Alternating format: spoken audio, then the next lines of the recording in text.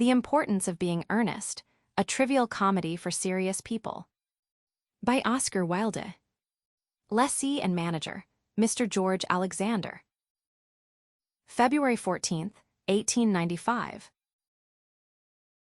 John Worthing, J.P., Mr. George Alexander. Algernon Moncrief, Mr. Alan Inesworth. Rev. Canon Chasuble D.D., Mr. H. A. Vincent. Merriman, Mr. Frank Dial. Lane, Mr. F. Kinsey Pale. Lady Bracknell, Miss Rose Leclerc. Hun. Gwendolyn Fairfax, Miss Irene Vanbrugh. Cecily Cardew, Miss Evelyn Millard. Miss Prism, Mrs. George Canninge. A scene. Morning room in Algernon's flat in Half Moon Street. The room is luxuriously and artistically furnished. The sound of a piano is heard in the adjoining room. Lane is arranging afternoon tea on the table, and after the music has ceased, Algernon enters. Algernon. Did you hear what I was playing, Lane? Elaine. I didn't think it polite to listen, sir. Algernon. I'm sorry for that, for your sake. I don't play accurately. Anyone can play accurately, but I play with wonderful expression. As far as the piano is concerned, sentiment is my forte. I keep science for life. Elaine. Yes, sir. Algernon. And, speaking of the science of life, have you got the cucumber sandwiches cut for Lady Bracknell? Elaine. Yes, sir. Hands them on a salver. Algernon. Inspects them, takes two, and sits down on the sofa. Oh. By the way, Lane, I see from your book that on Thursday night, when Lord Shoreman and Mr. Worthing were dining with me, 8 bottles of champagne are entered as having been consumed. Elaine. Yes, sir, 8 bottles and a pint. Algernon. Why is it that at a bachelor's establishment, the servants invariably drink the champagne? I ask merely for information. Elaine. I attribute it to the superior quality of the wine, sir. I have often observed that in married households, the champagne is rarely of a first-rate brand. Algernon. Good heavens! Is marriage so demoralizing as that? Elaine. I believe it is a very pleasant state, sir. I have had very little experience of it myself up to the present. I have only been married once. That was in consequence of a misunderstanding between myself and a young person. Algernon. Languidly. I don't know that I am much interested in your family life, Lane. Elaine. No, sir, it is not a very interesting subject. I never think of it myself. Algernon. Very natural, I am sure. That will do, Lane, thank you. Elaine. Thank you, sir. Elaine goes out. Algernon. Lane's views on marriage seem somewhat lax. Really, if the lower orders don't set us a good example, what on earth is the use of them? They seem, as a class, to have absolutely no sense of moral responsibility. Enter Lane. Elaine. Mr. Ernest Worthing. Enter Jack. Elaine goes out. Algernon. How are you, my dear Ernest? What brings you up to town? Jack. Oh, pleasure, pleasure. What else should bring one anywhere? Eating as usual, I see algae. Algernon. Stiffly. I believe it is customary in good society to take some slight refreshment at 5 o'clock. Where have you been since last Thursday? Jack. Sitting down on the sofa, in the country. Algernon. What on earth do you do there? Jack, pulling off his gloves. When one is in town, one amuses oneself. When one is in the country, one amuses other people. It is excessively boring. Algernon, and who are the people you amuse? Jack, airily. Oh, neighbors, neighbors. Algernon, got nice neighbors in your part of Shropshire. Jack, perfectly horrid. Never speak to one of them. Algernon, how immensely you must amuse them. Goes over and takes sandwich. By the way, Shropshire is your county, is it not? Jack, hey. Shropshire. Yes, of course. Hallo. Why all these cups? Why cucumber sandwiches? Why such reckless extravagance in one so young? Who is coming to tea? Algernon. Oh. Merely Aunt Augusta and Gwendolen. Jack. How perfectly delightful. Algernon. Yes, that is all very well, but I am afraid Aunt Augusta won't quite approve of your being here. Jack. May I ask why? Algernon. My dear fellow, the way you flirt with Gwendolen is perfectly disgraceful. It is almost as bad as the way Gwendolen flirts with you. Jack. I am in love with Gwendolen. I have come up to town expressly to propose to her. Algernon. I thought you had come up for pleasure. I call that business. Jack. How utterly unromantic you are. Algernon. I really don't see anything romantic in proposing. It is very romantic to be in love. But there is nothing romantic about a definite proposal. Why, one may be accepted. One usually is, I believe. Then the excitement is all over. The very essence of romance is uncertainty. If ever I get married, I'll certainly try to forget the fact. Jack. I have no doubt about that, dear Algy. The divorce court was specially invented for people whose memories are so curiously constituted. Algernon. Oh. There is no use speculating on that subject. Divorces are made in heaven. Jack puts out his hand to take a sandwich. Algernon at once interferes. Please don't touch the cucumber sandwiches. They are ordered specially for Aunt Augusta. Takes one and eats it. Jack. Well, you have been eating them all the time. Algernon. That is quite a different matter. She is my aunt. Takes plate from below, have some bread and butter. The bread and butter is for Gwendolen. Gwendolen is devoted to bread and butter. Jack. Advancing to table and helping himself, and very good bread and butter it is too. Algernon. Well, my dear fellow, you need not eat as if you were going to eat it all. You behave as if you were married to her already. You are not married to her already, and I don't think you ever will be. Jack. Why on earth do you say that? Algernon. Well, in the first place, girls never marry the men they flirt with. Girls don't think it right. Jack. Oh, that is nonsense. Algernon. It isn't. It is a great truth. It accounts for the extraordinary number of bachelors that one sees all over the place. In the second place, I don't give my consent. Jack. Your consent. Algernon. My dear fellow, Gwendolen is my first cousin.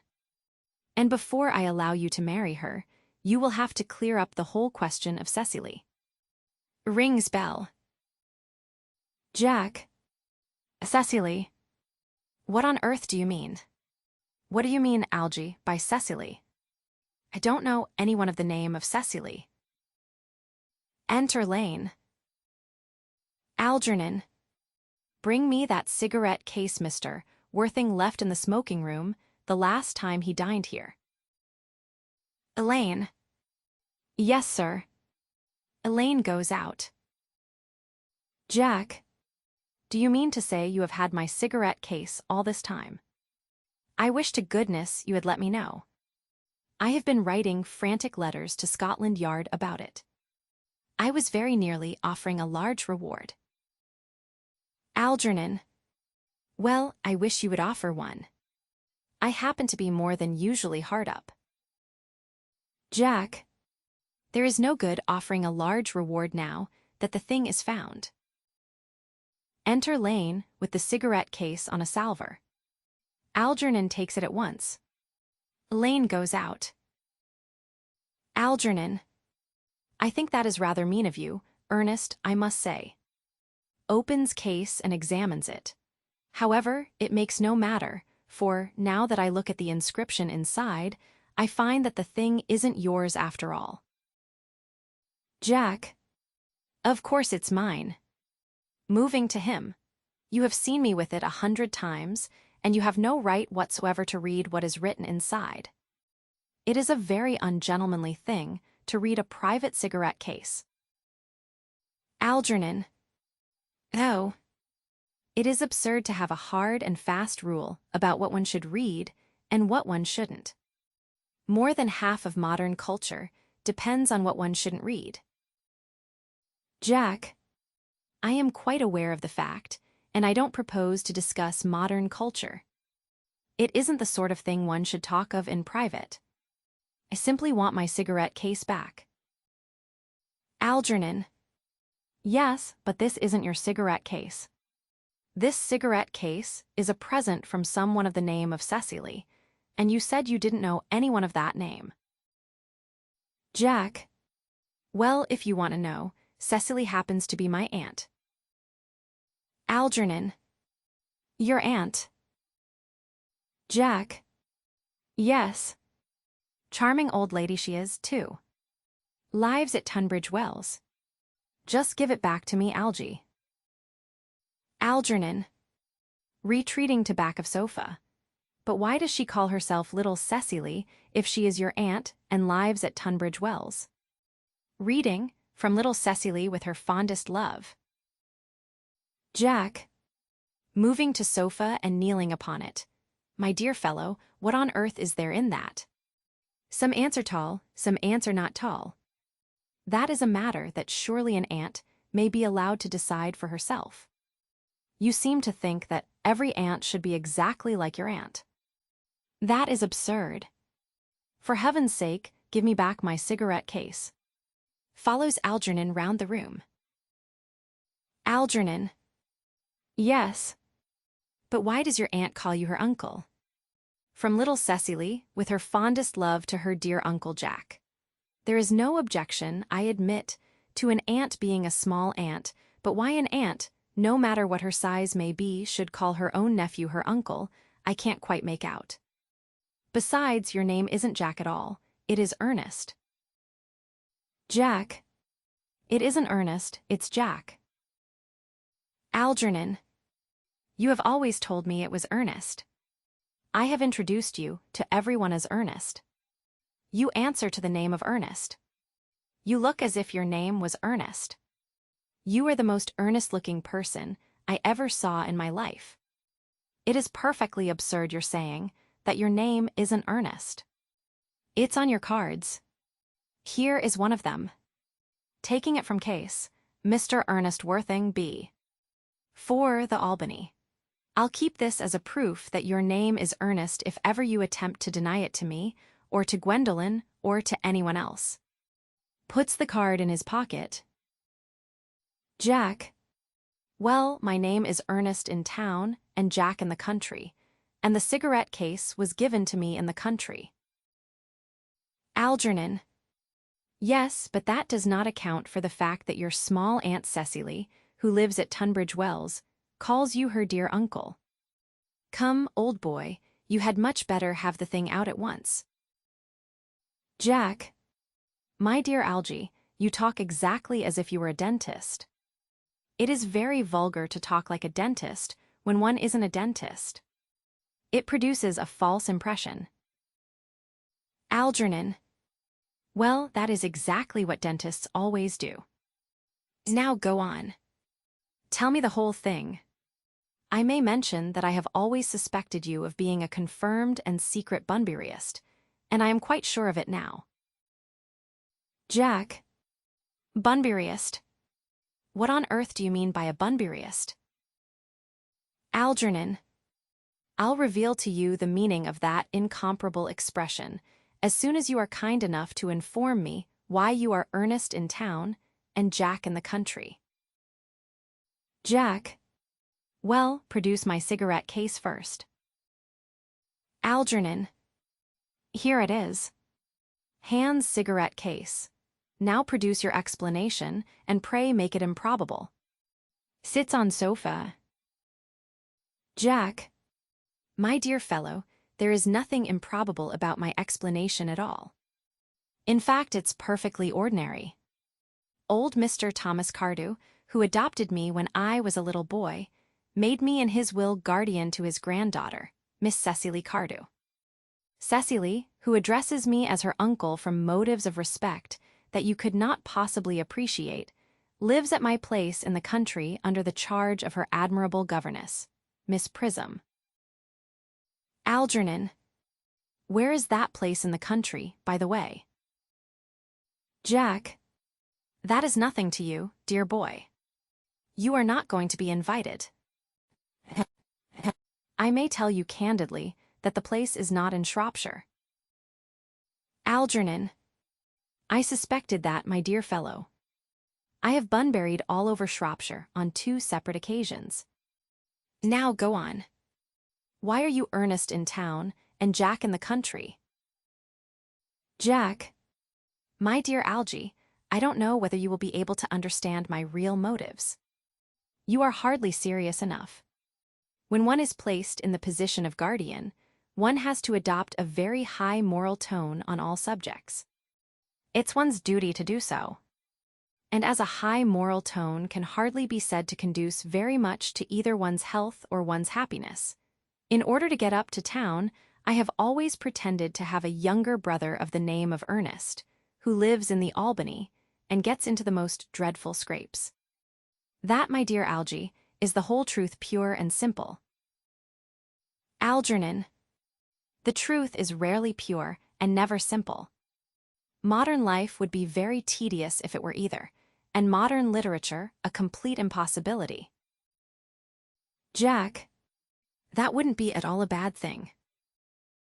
Algernon. Literary criticism is not your forte, my dear fellow. Don't try it. You should leave that to people who haven't been at a university. They do it so well in the daily papers. What you really are is a Bunburyist. I was quite right in saying you were a Bunburyist. You are one of the most advanced Bunburyists I know. Jack. What on earth do you mean? Algernon. You have invented a very useful younger brother called Ernest, in order that you may be able to come up to town as often as you like.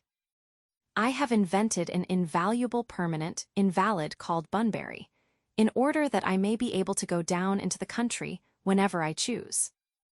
Bunbury is perfectly invaluable. If it wasn't for Bunbury's extraordinary bad health, for instance, I wouldn't be able to dine with you at Willis's tonight, for I have been really engaged to Aunt Augusta for more than a week. Jack. I haven't asked you to dine with me anywhere tonight. Algernon. I know. You are absurdly careless about sending out invitations. It is very foolish of you. Nothing annoys people so much as not receiving invitations. Jack.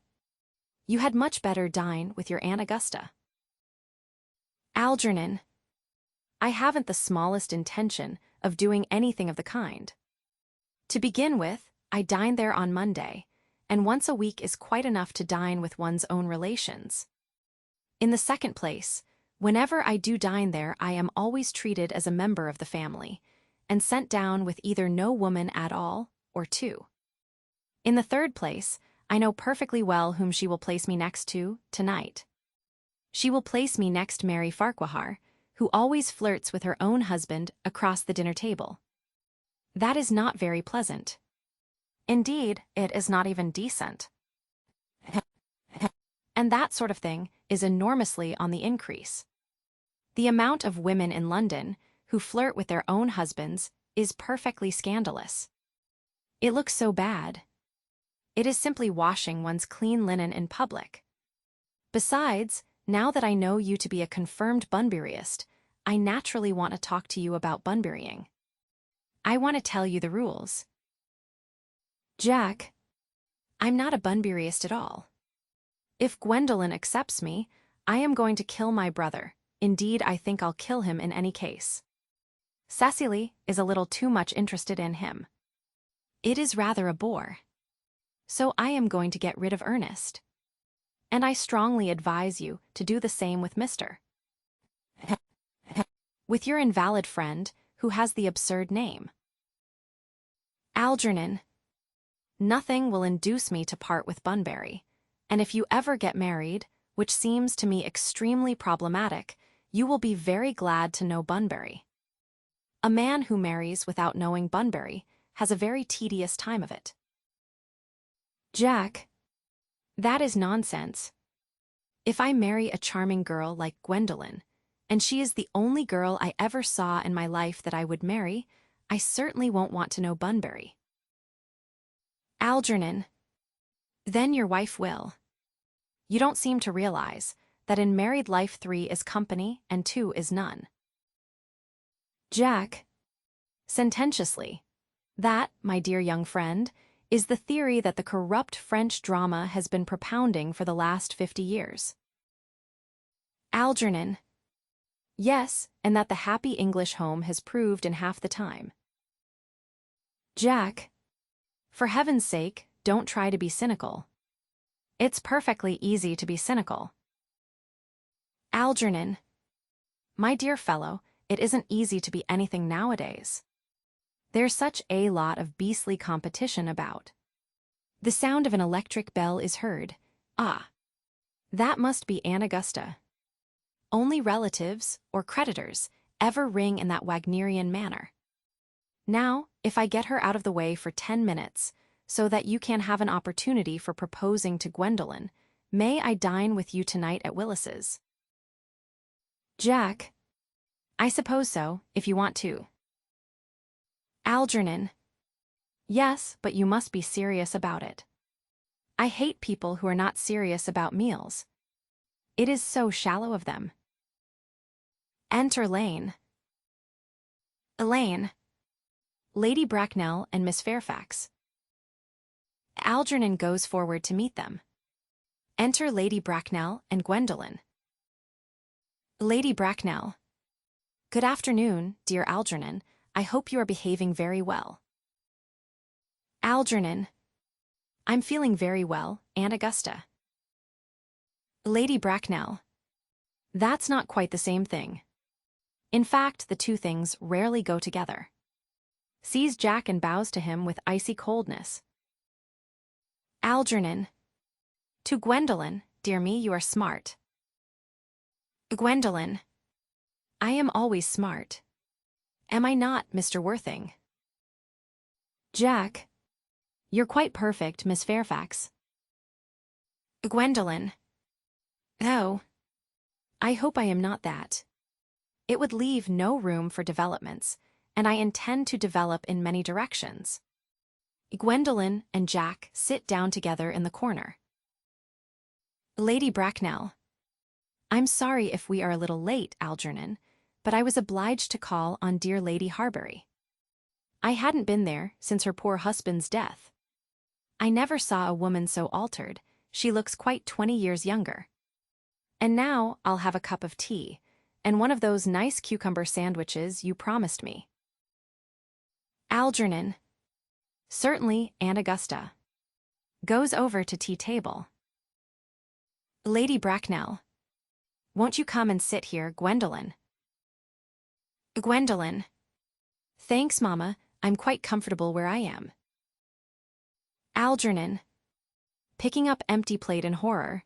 Good heavens. Elaine. Why are there no cucumber sandwiches? I ordered them specially. Elaine. Gravely, there were no cucumbers in the market this morning, sir. I went down twice. Algernon. No cucumbers. Elaine. No, sir. Not even for ready money. Algernon. That will do, Lane, thank you. Elaine. Thank you, sir. Goes out. Algernon. I am greatly distressed, Aunt Augusta, about there being no cucumbers, not even for ready money. Lady Bracknell. It really makes no matter, Algernon. I had some crumpets with Lady Harbury, who seems to me to be living entirely for pleasure now. Algernon. I hear her hair has turned quite gold from grief. Lady Bracknell. It certainly has changed its color. From what cause I, of course, cannot say. Algernon crosses and hands tea. Thank you. I've quite a treat for you tonight, Algernon. I am going to send you down with Mary Farquhar. She is such a nice woman, and so attentive to her husband. It's delightful to watch them. Algernon. I am afraid, Aunt Augusta, I shall have to give up the pleasure of dining with you tonight after all. Lady Bracknell. Frowning, I hope not, Algernon. It would put my table completely out. Your uncle would have to dine upstairs. Fortunately, he is accustomed to that. Algernon. It is a great bore, and, I need hardly say, a terrible disappointment to me. But the fact is I have just had a telegram to say that my poor friend Bunbury is very ill again. Exchanges glances with Jack. They seem to think I should be with him. Lady Bracknell. It is very strange. This Mr. Bunbury seems to suffer from curiously bad health. Algernon. Yes, poor Bunbury is a dreadful invalid. Lady Bracknell. Well, I must say, Algernon, that I think it is high time that Mr. Bunbury made up his mind whether he was going to live or to die. This shilly-shallying with the question is absurd. Nor do I in any way approve of the modern sympathy with invalids. I consider it morbid. Illness of any kind is hardly a thing to be encouraged in others. Health is the primary duty of life. I am always telling that to your poor uncle, but he never seems to take much notice. As far as any improvement in his ailment goes, I should be much obliged if you would ask Mr. Bunbury, from me, to be kind enough not to have a relapse on Saturday, for I rely on you to arrange my music for me. It is my last reception, and one wants something that will encourage conversation, particularly at the end of the season when everyone has practically said whatever they had to say, which, in most cases, was probably not much. Algernon. I'll speak to Bunbury, Aunt Augusta, if he is still conscious, and I think I can promise you he'll be all right by Saturday. Of course the music is a great difficulty. You see, if one plays good music, people don't listen, and if one plays bad music, people don't talk. But I'll run over the program I've drawn out, if you will kindly come into the next room for a moment. Lady Bracknell. Thank you, Algernon. It is very thoughtful of you. Rising and following Algernon, I'm sure the program will be delightful after a few expurgations. French songs I cannot possibly allow. People always seem to think that they are improper and either look shocked, which is vulgar, or laugh, which is worse. But German sounds a thoroughly respectable language, and indeed, I believe is so. Gwendolen, you will accompany me. Gwendolen. Certainly, Mamma. Lady Bracknell and Algernon go into the music room. Gwendolen remains behind. Jack. Charming day it has been, Miss Fairfax. Gwendolen. Pray don't talk to me about the weather, Mr. Worthing. Whenever people talk to me about the weather, I always feel quite certain that they mean something else. And that makes me so nervous. Jack, I do mean something else. Gwendolyn, I thought so. In fact, I am never wrong. Jack, and I would like to be allowed to take advantage of Lady Bracknell's temporary absence. Gwendolyn, I would certainly advise you to do so. Mama has a way of coming back suddenly into a room that I have often had to speak to her about. Jack, nervously, Miss Fairfax, ever since I met you, I have admired you more than any girl I have ever met since I met you. Gwendolyn, yes, I am quite well aware of the fact. And I often wish that in public, at any rate, you had been more demonstrative. For me, you have always had an irresistible fascination. Even before I met you, I was far from indifferent to you. Jack looks at her in amazement. We live, as I hope you know, Mr. Worthing, in an age of ideals. The fact is constantly mentioned in the more expensive monthly magazines, and has reached the provincial pulpits, I am told. And my ideal has always been to love someone of the name of Ernest. There is something in that name that inspires absolute confidence. The moment Algernon first mentioned to me that he had a friend called Ernest, I knew I was destined to love you.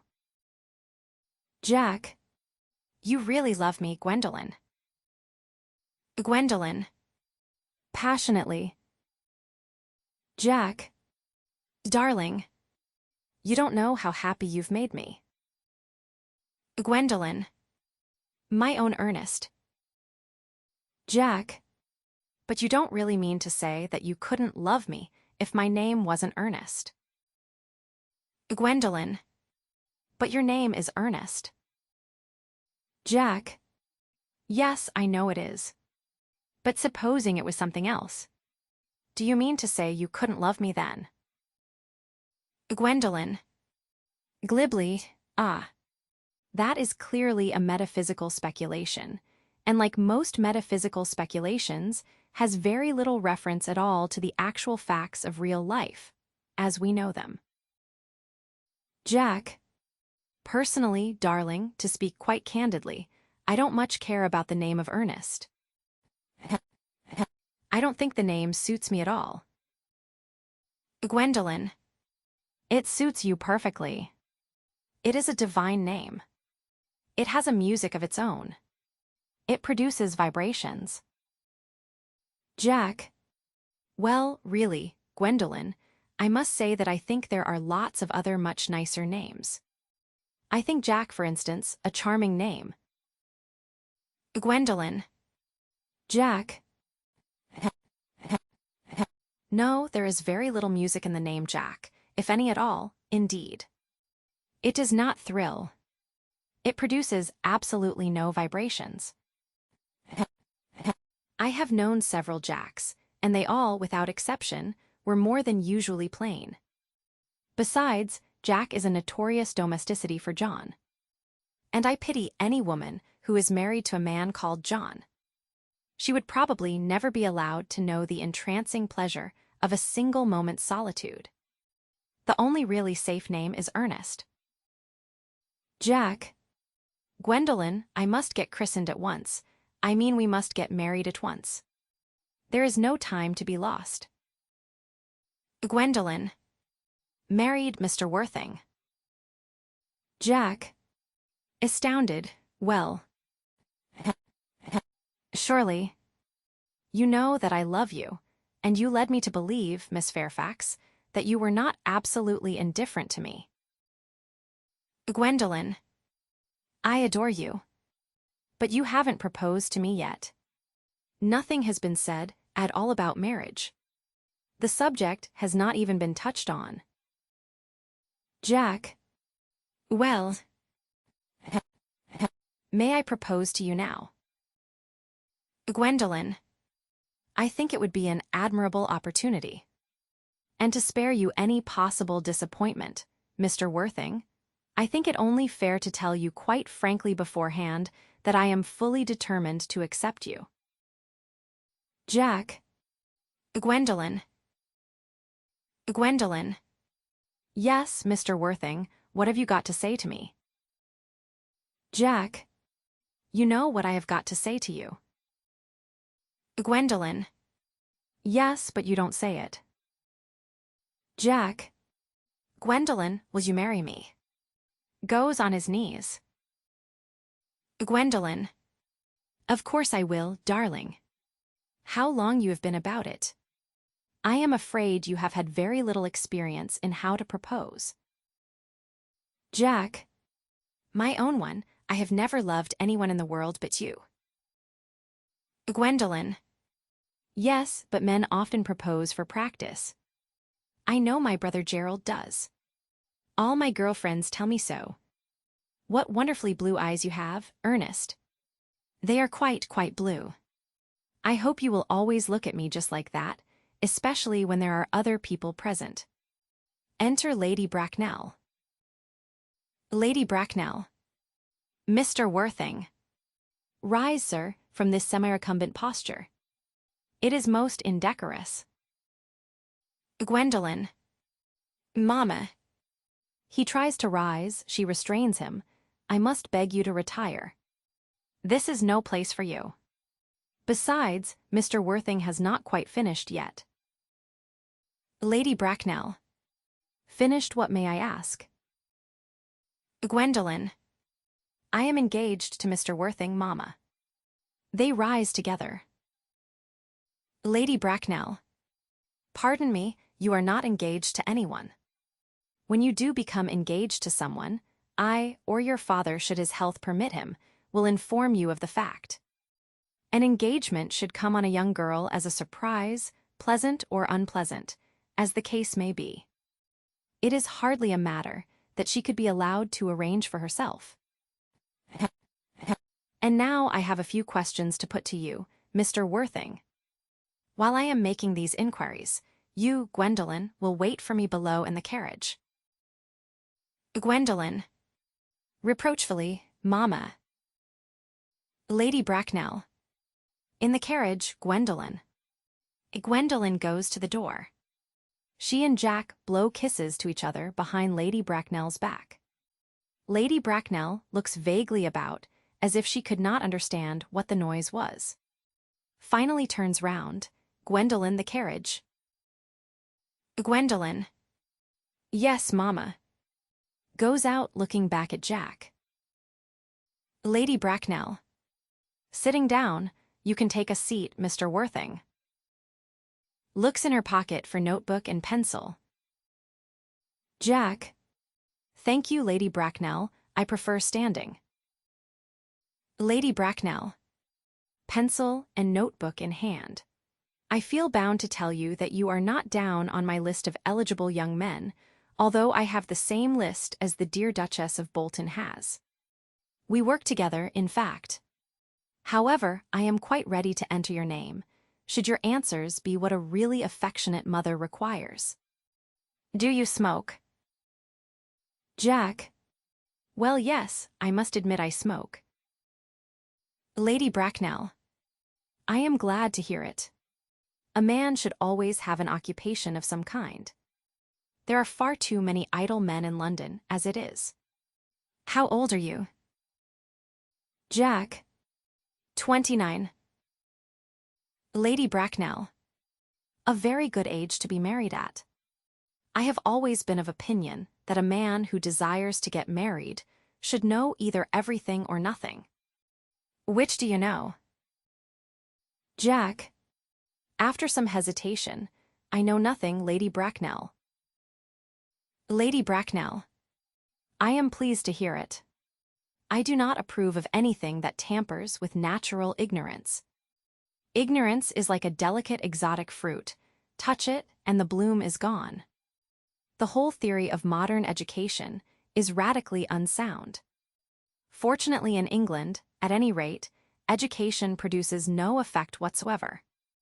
If it did, it would prove a serious danger to the upper classes, and probably lead to acts of violence in Grosvenor Square. What is your income? Jack. Between 7,000 and 8,000 a year. Lady Bracknell. Makes a note in her book, in land or in investments. Jack. In investments chiefly. Lady Bracknell. That is satisfactory. What between the duties expected of one during one's lifetime and the duties exacted from one after one's death, land has ceased to be either a profit or a pleasure. It gives one position and prevents one from keeping it up. That's all that can be said about land. Jack. I have a country house with some land, of course, attached to it, about 1,500 acres, I believe, but I don't depend on that for my real income. In fact, as far as I can make out, the poachers are the only people who make anything out of it. Lady Bracknell. A country house. How many bedrooms? Well, that point can be cleared up afterwards. You have a townhouse, I hope. A girl with a simple, unspoiled nature, like Gwendolen, could hardly be expected to reside in the country. Jack. Well, I own a house in Belgrave Square, but it is let by the year to Lady Bloxham. Of course, I can get it back whenever I like, at 6 months' notice. Lady Bracknell. Lady Bloxham. I don't know her. Jack. Oh, she goes about very little. She is a lady considerably advanced in years. Lady Bracknell. Ah, nowadays that is no guarantee of respectability of character. What number in Belgrave Square? Jack. 149. Lady Bracknell. Shaking her head, the unfashionable side. I thought there was something. However, that could easily be altered. Jack. Do you mean the fashion or the side? Lady Bracknell. Sternly, both, if necessary, I presume. What are your politics? Jack. Well, I am afraid I really have none. I am a liberal unionist. Lady Bracknell. Oh, they count as Tories. They dine with us. Or come in the evening, at any rate. Now to minor matters. Are your parents living? Jack. I have lost both my parents. Lady Bracknell. To lose one parent, Mr. Worthing, may be regarded as a misfortune. To lose both looks like carelessness. Who was your father? He was evidently a man of some wealth. Was he born in what the radical papers call the purple of commerce, or did he rise from the ranks of the aristocracy? Jack. I am afraid I really don't know. The fact is, Lady Bracknell, I said I had lost my parents.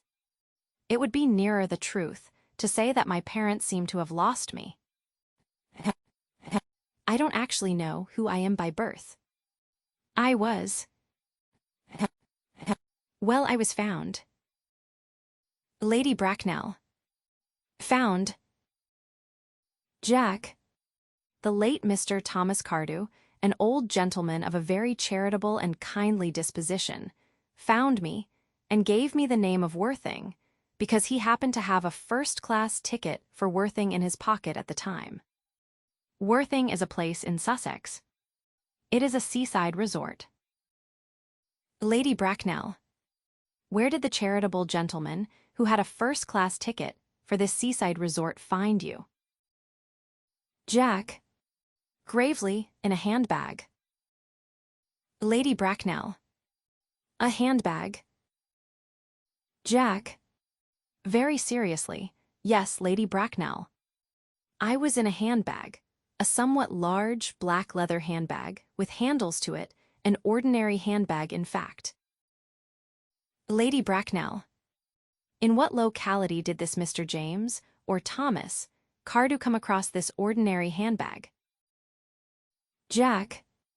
In the cloakroom at Victoria Station. It was given to him in mistake for his own. Lady Bracknell. The cloakroom at Victoria Station. Jack. Yes. The Brighton line. Lady Bracknell. The line is immaterial. Mr. Worthing, I confess I feel somewhat bewildered by what you have just told me. To be born, or at any rate bred, in a handbag, whether it had handles or not, seems to me to display a contempt for the ordinary decencies of family life that reminds one of the worst excesses of the French Revolution. And I presume you know what that unfortunate movement led to. As for the particular locality in which the handbag was found, a cloakroom at a railway station might serve to conceal a social indiscretion, has probably, indeed, been used for that purpose before now, but it could hardly be regarded as an assured basis for a recognized position in good society. Jack, may I ask you, then, what you would advise me to do? I need hardly say I would do anything in the world to ensure Gwendolen's happiness. Lady Bracknell. I would strongly advise you, Mr. Worthing, to try and acquire some relations as soon as possible, and to make a definite effort to produce at any rate one parent, of either sex, before the season is quite over. Jack. Well, I don't see how I could possibly manage to do that. I can produce the handbag at any moment. It is in my dressing room at home. I really think that should satisfy you, Lady Bracknell. Lady Bracknell. Me, sir. What has it to do with me? You can hardly imagine that I and Lord Bracknell would dream of allowing our only daughter, a girl brought up with the utmost care, to marry into a cloakroom and form an alliance with a parcel. Good morning, Mr. Worthing. Lady Bracknell sweeps out in majestic indignation. Jack. Good morning. Algernon, from the other room, strikes up the wedding march. Jack looks perfectly furious and goes to the door. For goodness sake, don't play that ghastly tune, Algy. How idiotic you are. The music stops and Algernon enters cheerily. Algernon. Didn't it go off all right, old boy? You don't mean to say Gwendolen refused you? I know it is a way she has. She is always refusing people. I think it is most ill-natured of her. Jack. Oh, Gwendolen is as right as a trivet. As far as she is concerned, we are engaged. Her mother is perfectly unbearable. Never met such a gorgon. I don't really know what a gorgon is like, but I am quite sure that Lady Bracknell is one. In any case, she is a monster without being a myth, which is rather unfair. I beg your pardon, Algy. I suppose I shouldn't talk about your own aunt in that way before you. Algernon. My dear boy, I love hearing my relations abused. It is the only thing that makes me put up with them at all. Relations are simply a tedious pack of people who haven't got the remotest knowledge of how to live, nor the smallest instinct about when to die. Jack. Oh, that is nonsense. Algernon. It isn't. Jack. Well, I won't argue about the matter. You always want to argue about things. Algernon. That is exactly what things were originally made for. Jack. Upon my word, if I thought that, I'd shoot myself. Pause. You don't think there is any chance of Gwendolen becoming like her mother in about 150 years, do you, Algy? Algernon. All women become like their mothers. That is their tragedy. No man does. That's his. Jack. Is that clever? Algernon. It is perfectly phrased, and quite as true as any observation in civilized life should be. Jack. I am sick to death of cleverness. Everybody is clever nowadays. You can't go anywhere without meeting clever people. The thing has become an absolute public nuisance. I wish to goodness we had a few fools left. Algernon. We have. Jack. I should extremely like to meet them. What do they talk about? Algernon. The fools. Oh. About the clever people, of course. Jack. What fools? Algernon. By the way, did you tell Gwendolen the truth about your being Ernest in town, and Jack in the country? Jack. In a very patronizing manner. My dear fellow, the truth isn't quite the sort of thing one tells to a nice, sweet, refined girl. What extraordinary ideas you have about the way to behave to a woman. Algernon. The only way to behave to a woman is to make love to her, if she is pretty, and to someone else if she is plain. Jack. Oh, that is nonsense. Algernon. What about your brothers? What about the profligate Ernest? Jack. Oh, before the end of the week, I shall have got rid of him. I'll say he died in Paris of apoplexy. Lots of people die of apoplexy, quite suddenly, don't they? Algernon. Yes, but it's hereditary, my dear fellow. It's a sort of thing that runs in families. You had much better say a severe chill. Jack. You are sure a severe chill isn't hereditary, or anything of that kind? Algernon. Of course it isn't. Jack. Very well then. My poor brother Ernest is carried off suddenly, in Paris, by a severe chill. That gets rid of him. Algernon. But I thought you said that. Miss Cardew was a little too much interested in your poor brother Ernest. Won't she feel his loss a good deal? Jack. Oh, that is all right. Cecily is not a silly romantic girl, I am glad to say. She has got a capital appetite, goes long walks, and pays no attention at all to her lessons. Algernon. I would rather like to see Cecily. Jack. I will take very good care you never do. She is excessively pretty, and she is only just 18. Algernon. Have you told Gwendolen yet that you have an excessively pretty ward who is only just 18? Jack. Oh. One doesn't blurt these things out to people. Cecily and Gwendolen are perfectly certain to be extremely great friends. I'll bet you anything you like that half an hour after they have met, they will be calling each other sister. Algernon. Women only do that when they have called each other a lot of other things first. Now, my dear boy, if we want to get a good table at Willis's, we really must go and dress. Do you know it is nearly 7? Jack. Irritably, oh. It always is nearly 7. Algernon. Well, I'm hungry. Jack. I never knew you when you weren't. Algernon. What shall we do after dinner? Go to a theater. Jack. Oh no. I loathe listening. Algernon. Well, let us go to the club. Jack. Oh no. I hate talking. Algernon.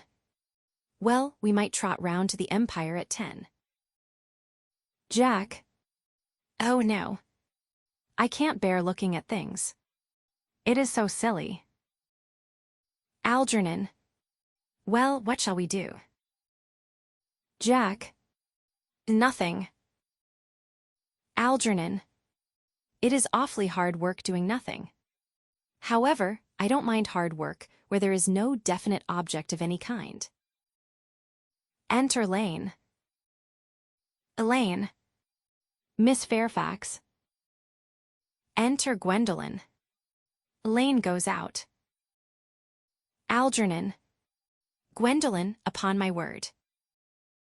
Gwendolyn. Algie, kindly turn your back. I have something very particular to say to Mr. Worthing. Algernon.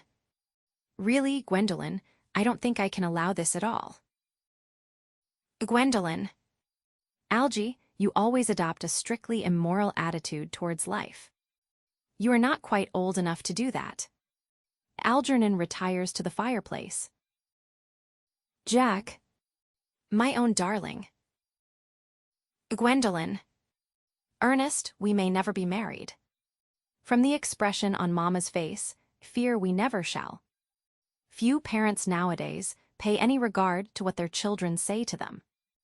The old-fashioned respect for the young is fast dying out. Whatever influence I ever had over Mama, I lost at the age of 3. But although she may prevent us from becoming man and wife, and I may marry someone else, and marry often, nothing that she can possibly do can alter my eternal devotion to you. Jack. Dear Gwendolyn. Gwendolyn.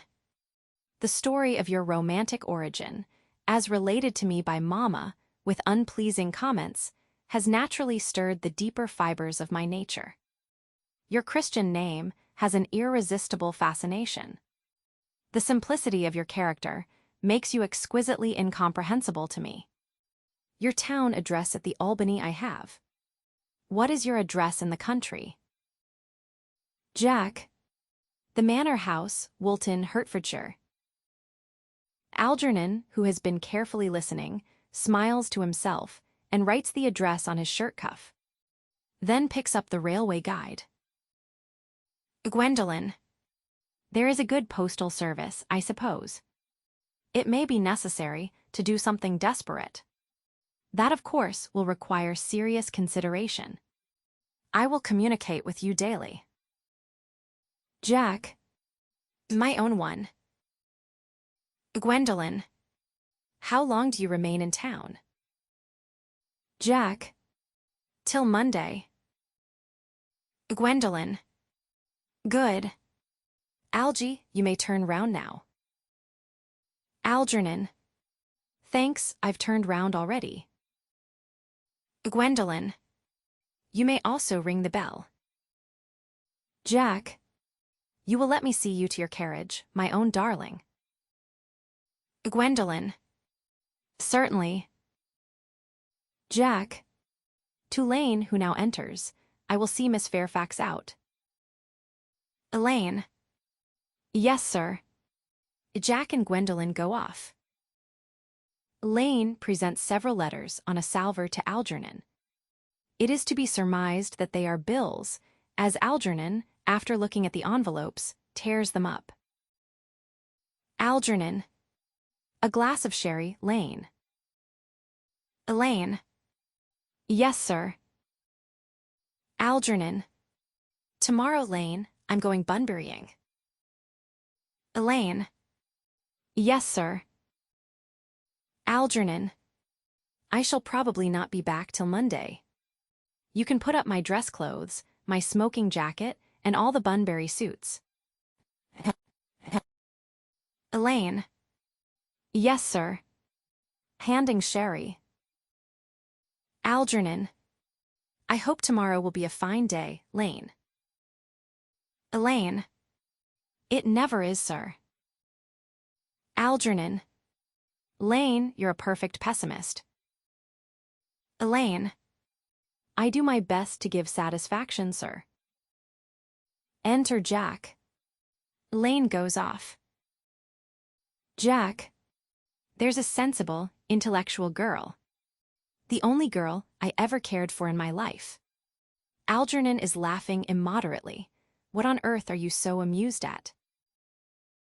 Algernon. Oh, I'm a little anxious about poor Bunbury, that is all. Jack. If you don't take care, your friend Bunbury will get you into a serious scrape some day. Algernon. I love scrapes. They are the only things that are never serious. Jack. Oh, that's nonsense, Algie. You never talk anything but nonsense. Algernon. Nobody ever does. Jack looks indignantly at him and leaves the room. Algernon lights a cigarette, reads his shirt cuff and smiles. Act drop. A scene. Garden at the manor house. A flight of gray stone steps leads up to the house.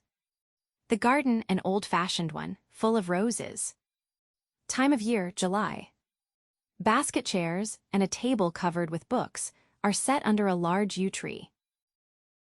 Miss Prism discovered seated at the table. Cecily is at the back watering flowers. Miss Prism. Calling, Cecily, Cecily. Surely such a utilitarian occupation as the watering of flowers is rather Moulton's duty than yours, especially at a moment when intellectual pleasures await you. Your German grammar is on the table. Pray open it at page 15. We will repeat yesterday's lesson. Cecily. Coming over very slowly, but I don't like German. It isn't at all a becoming language. I know perfectly well that I look quite plain after my German lesson. Miss Prism. Child, you know how anxious your guardian is, that you should improve yourself in every way. He laid particular stress on your German, as he was leaving for town yesterday.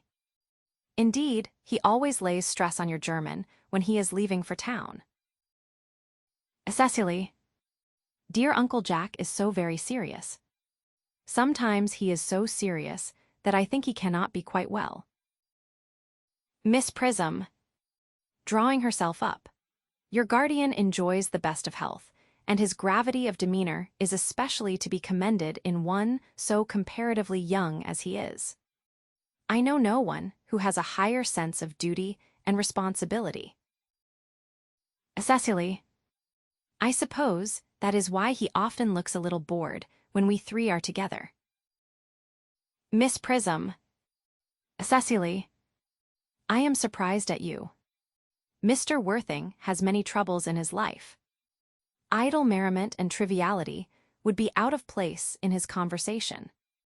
You must remember his constant anxiety about that unfortunate young man, his brother. Cecily. I wish Uncle Jack would allow that unfortunate young man, his brother, to come down here sometimes. We might have a good influence over him, Miss Prism. I am sure you certainly would. You know German and geology, and things of that kind influence a man very much. Cecily begins to write in her diary. Miss Prism. Shaking her head. I do not think that even I could produce any effect on a character that, according to his own brother's admission, is irretrievably weak and vacillating. Indeed, I am not sure that I would desire to reclaim him. I am not in favor of this modern mania for turning bad people into good people at a moment's notice. As a man sows, so let him reap. You must put away your diary, Cecily. I really don't see why you should keep a diary at all. Cecily. I keep a diary in order to enter the wonderful secrets of my life. If I didn't write them down, I should probably forget all about them. Miss Prism. Memory, my dear Cecily, is the diary that we all carry about with us. Cecily. Yes, but it usually chronicles the things that have never happened and couldn't possibly have happened. I believe that memory is responsible for nearly all the 3-volume novels that Moody sends us. Miss Prism. Do not speak slightingly of the 3-volume novel, Cecily. I wrote one myself in earlier days. Cecily. Did you really, Miss Prism? How wonderfully clever you are. I hope it did not end happily. I don't like novels that end happily. They depress me so much. Miss Prism. The good ended happily, and the bad unhappily. That is what fiction means. Cecily. I suppose so. But it seems very unfair. And was your novel ever published? Miss Prism. Alas. No. The manuscript, unfortunately, was abandoned. Cecily starts. Use the word in the sense of lost or mislaid. To your work, child, these speculations are profitless.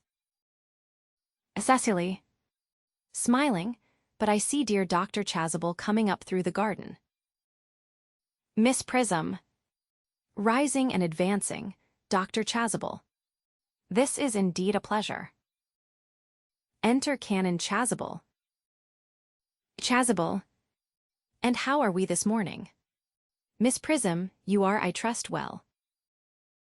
Cecily. Miss Prism has just been complaining of a slight headache. I think it would do her so much good to have a short stroll with you in the park, Dr. Chasuble. Miss Prism.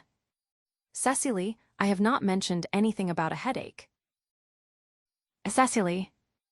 No, dear Miss Prism, I know that, but I felt instinctively that you had a headache.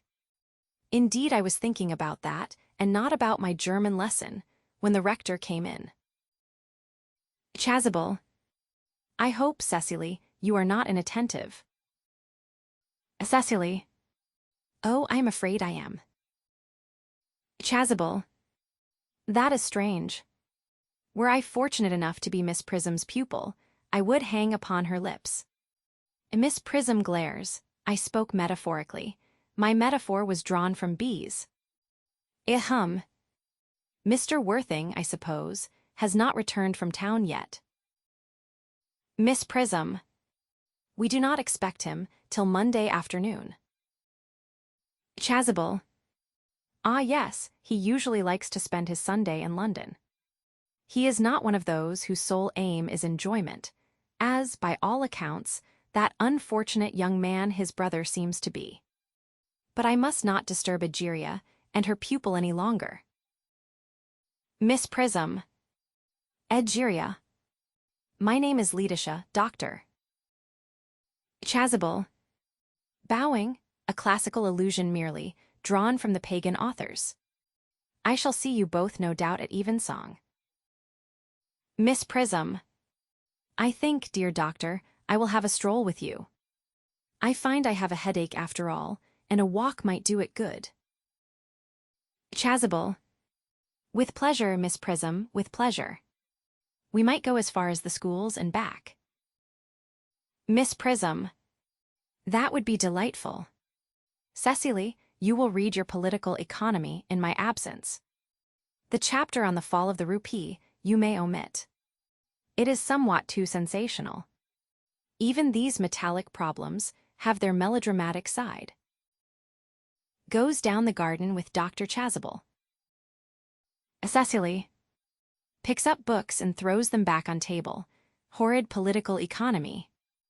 Horrid geography. Horrid German. Enter Merriman with a card on a salver.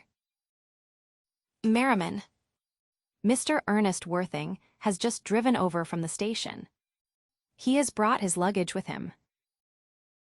Cecily. Takes the card and reads it.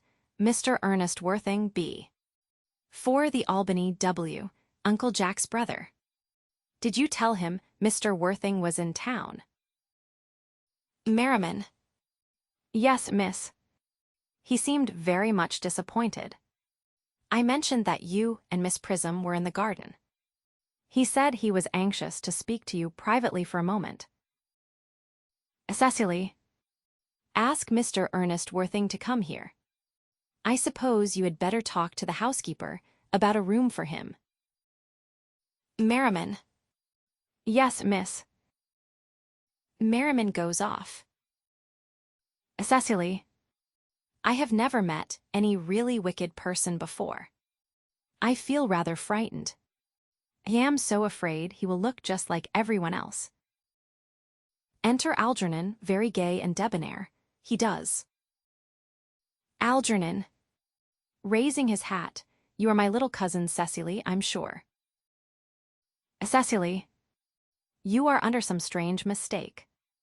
I am not little. In fact, I believe I am more than usually tall for my age.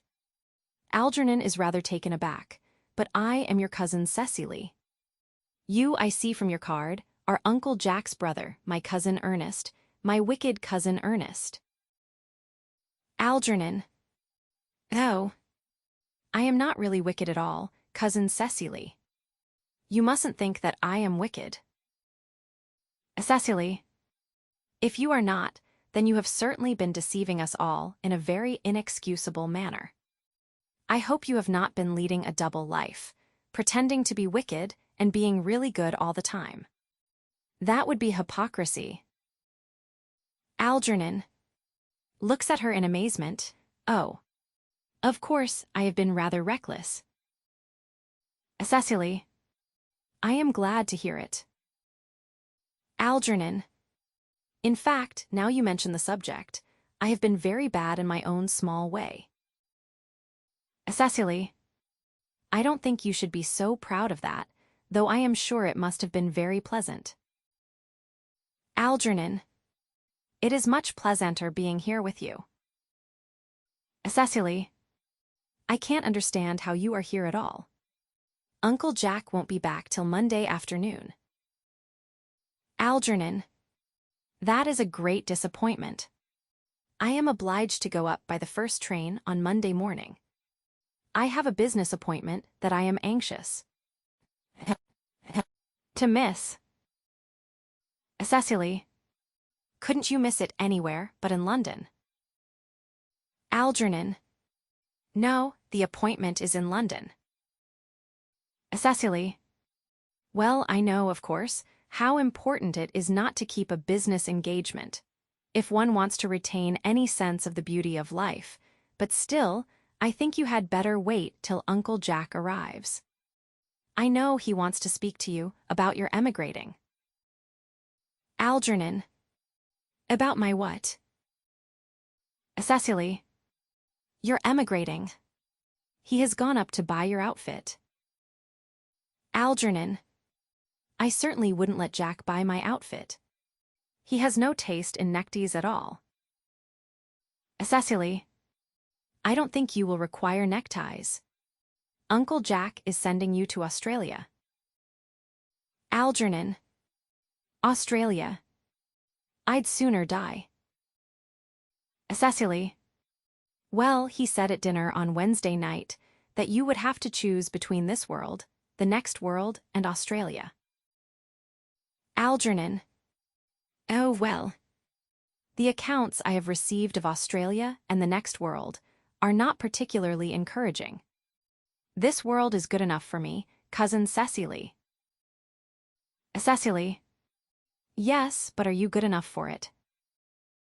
Algernon. I'm afraid I'm not that. That is why I want you to reform me. You might make that your mission, if you don't mind, cousin Cecily. Cecily. I'm afraid I've no time, this afternoon. Algernon. Well, would you mind my reforming myself this afternoon? Cecily. It is rather quixotic of you, but I think you should try. Algernon. I will. I feel better already.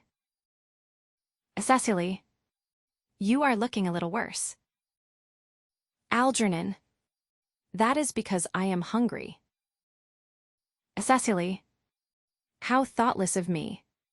I should have remembered that when one is going to lead an entirely new life, one requires regular and wholesome meals. Won't you come in? Algernon. Thank you. Might I have a buttonhole first? I never have any appetite unless I have a buttonhole first. Cecily. A Merchel Neal. Picks up scissors. Algernon. No, I'd sooner have a pink rose. Cecily. Why? Cuts a flower. Algernon. Because you are like a pink rose, cousin Cecily. Cecily. I don't think it can be right for you to talk to me like that. Miss Prism never says such things to me. Algernon. Then Miss Prism is a short-sighted old lady. Cecily puts the rose in his buttonhole. You are the prettiest girl I ever saw. Cecily. Miss Prism says that all good looks are a snare. Algernon. They are a snare that every sensible man would like to be caught in. Cecily. Oh, I don't think I would care to catch a sensible man. I shouldn't know what to talk to him about. They pass into the house. Miss Prism and Dr. Chasuble return. Miss Prism. You are too much alone, dear Dr. Chasuble. You should get married. A misanthrope I can understand, a womanthrope never. Chasuble. With a scholar's shudder. Believe me, I do not deserve so neologistic a phrase. The precept as well as the practice of the primitive church was distinctly against matrimony. Miss Prism. Sententiously. That is obviously the reason why the primitive church has not lasted up to the present day. And you do not seem to realize, dear doctor, that by persistently remaining single, a man converts himself into a permanent public temptation. Men should be more careful. This very celibacy leads weaker vessels astray. Chasuble. But is a man not equally attractive when married? Miss Prism. No married man is ever attractive except to his wife. Chasuble. And often, I've been told, not even to her. Miss Prism. That depends on the intellectual sympathies of the woman. Maturity can always be depended on. Ripeness can be trusted. Young women are greened. Dr. Chasuble starts, I spoke horticulturally. My metaphor was drawn from fruits. But where is Cecily? Chasuble. Perhaps she followed us to the schools. Enter Jack slowly from the back of the garden. He is dressed in the deepest mourning, with crepe hatband and black gloves. Miss Prism. Mr. Worthing. Chasuble. Mr. Worthing. Miss Prism. This is indeed a surprise. We did not look for you till Monday afternoon. Jack shakes Miss Prism's hand in a tragic manner. I have returned sooner than I expected. Dr. Chasuble, I hope you are well. Chasuble. Dear Mr. Worthing, I trust this garb of woe does not betoken some terrible calamity. Jack. My brother. Miss Prism. More shameful debts and extravagance. Chasuble. Still leading his life of pleasure. Jack. Shaking his head, dead. Chasuble. Your brother Ernest dead. Jack. Quite dead. Miss Prism. What a lesson for him. I trust he will profit by it. Chasuble. Mr. Worthing, I offer you my sincere condolence. You have at least the consolation of knowing that you were always the most generous and forgiving of brothers. Jack. Poor Ernest. He had many faults, but it is a sad, sad blow. Chasuble. Very sad indeed. Were you with him at the end? Jack. No. He died abroad, in Paris in fact. I had a telegram last night from the manager of the Grand Hotel. Chasuble. Was the cause of death mentioned? Jack. A severe chill, it seems. Miss Prism.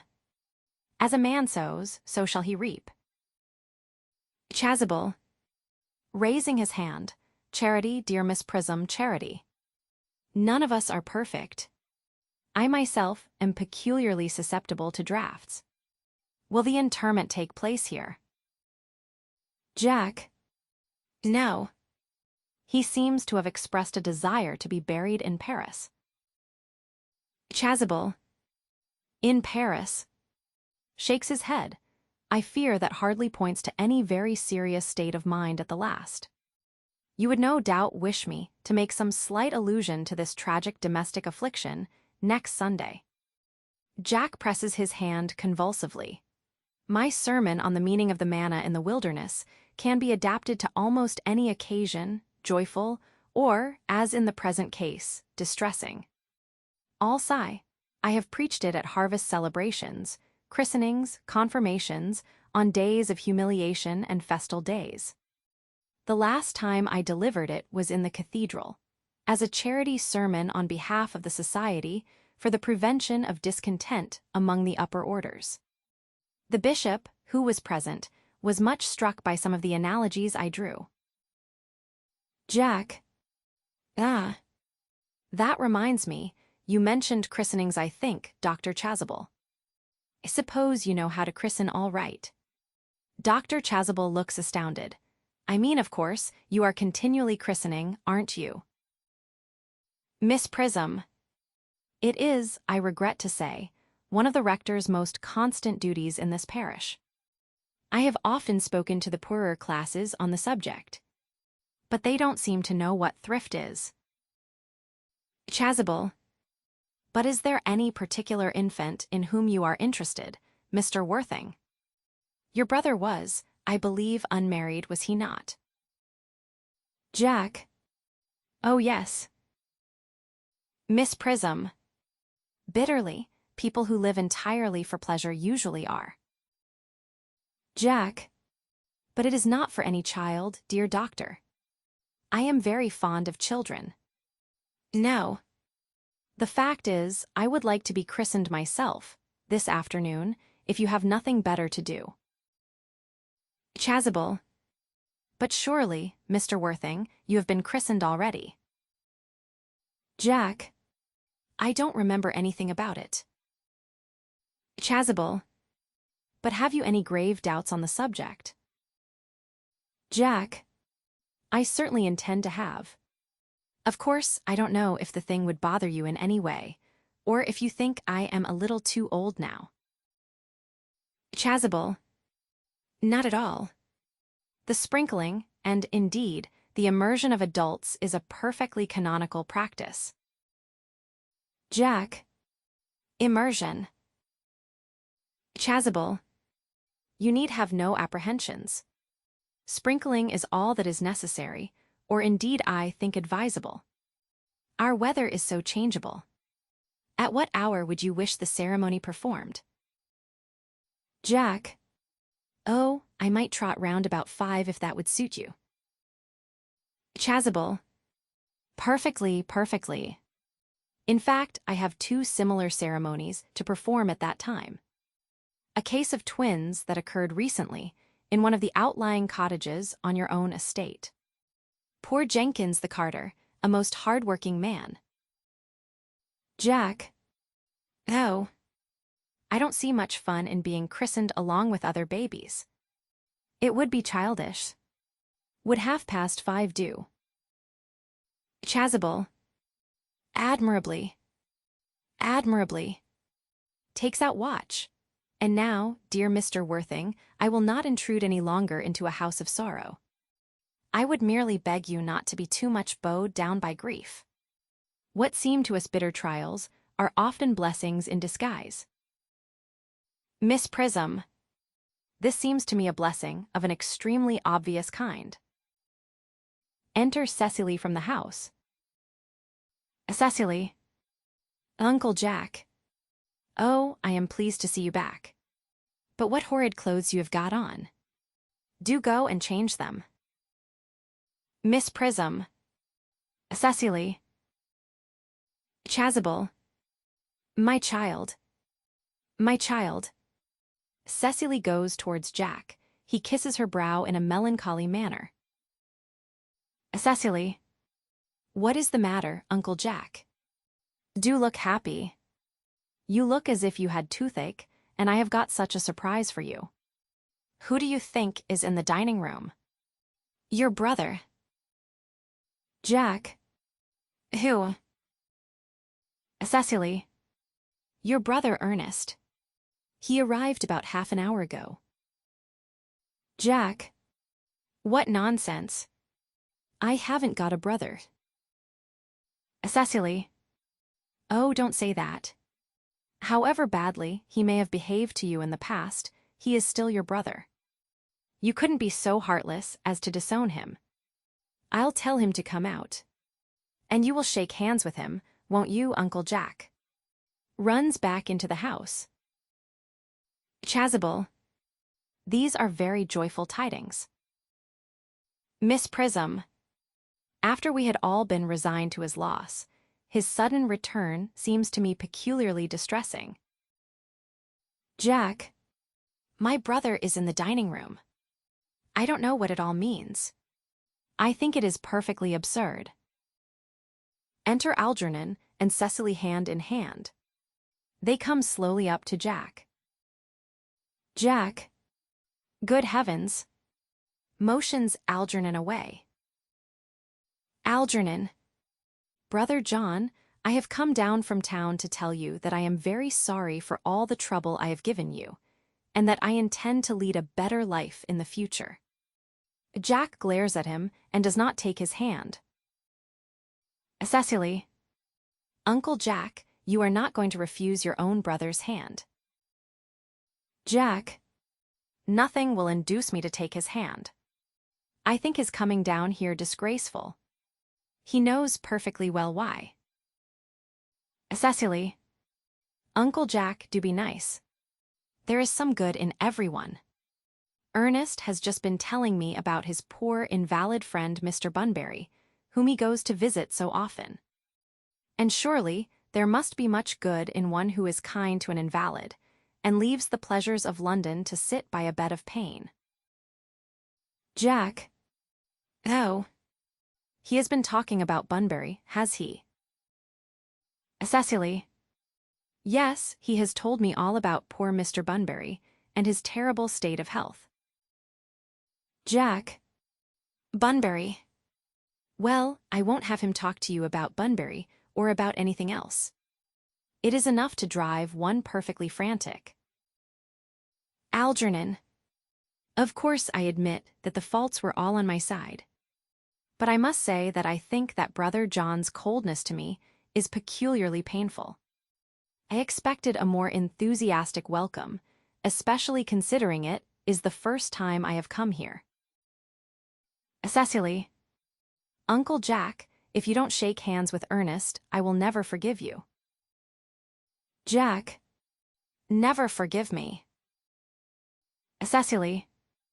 Never, never, never. Jack. Well, this is the last time I shall ever do it. Shakes with Algernon and glares. Chasuble. It's pleasant, is it not, to see so perfect a reconciliation. I think we might leave the two brothers together. Miss Prism. Cecily, you will come with us. Cecily. Certainly, Miss Prism. My little task of reconciliation is over. Chasuble. You have done a beautiful action today, dear child. Miss Prism. We must not be premature in our judgments. Cecily. I feel very happy. They all go off except Jack and Algernon. Jack. You young scoundrel, Algy, you must get out of this place as soon as possible. I don't allow any Bunburying here. Enter Merriman. Merriman. I have put Mr. Ernest's things in the room next to yours, sir. I suppose that is all right. Jack. What? Merriman. Mr. Ernest's luggage, sir. I have unpacked it and put it in the room next to your own. Jack. His luggage. Merriman. Yes, sir. 3 portmanteaus, a dressing case, 2 hat boxes, and a large luncheon basket. Algernon. I am afraid I can't stay more than a week this time. Jack. Merriman, order the dog cart at once. Mr. Ernest has been suddenly called back to town. Merriman. Yes, sir. Goes back into the house. Algernon. What a fearful liar you are, Jack. I have not been called back to town at all. Jack. Yes, you have. Algernon. I haven't heard anyone call me. Jack. Your duty as a gentleman calls you back. Algernon. My duty as a gentleman has never interfered with my pleasures, in the smallest degree. Jack. I can quite understand that. Algernon. Well, Cecily is a darling. Jack. You are not to talk of Miss Cardew like that. I don't like it. Algernon. Well, I don't like your clothes. You look perfectly ridiculous in them. Why on earth don't you go up and change? It is perfectly childish to be in deep mourning for a man who is actually staying for a whole week with you in your house as a guest. I call it grotesque. Jack. You are certainly not staying with me for a whole week as a guest or anything else. You have got to leave. By the 4:05 train. Algernon. I certainly won't leave you so long as you are in mourning. It would be most unfriendly. If I were in mourning you would stay with me, I suppose. I should think it very unkind if you didn't. Jack. Well, will you go if I change my clothes? Algernon. Yes, if you're not too long. I never saw anybody take so long to dress, and with such little result. Jack. Well, at any rate, that is better than being always overdressed as you are. Algernon. If I am occasionally a little overdressed, I make up for it by being always immensely overeducated. Jack. Your vanity is ridiculous, your conduct an outrage, and your presence in my garden utterly absurd. However, you have got to catch the 4:05, and I hope you will have a pleasant journey back to town. This bunburying, as you call it, has not been a great success for you. Goes into the house.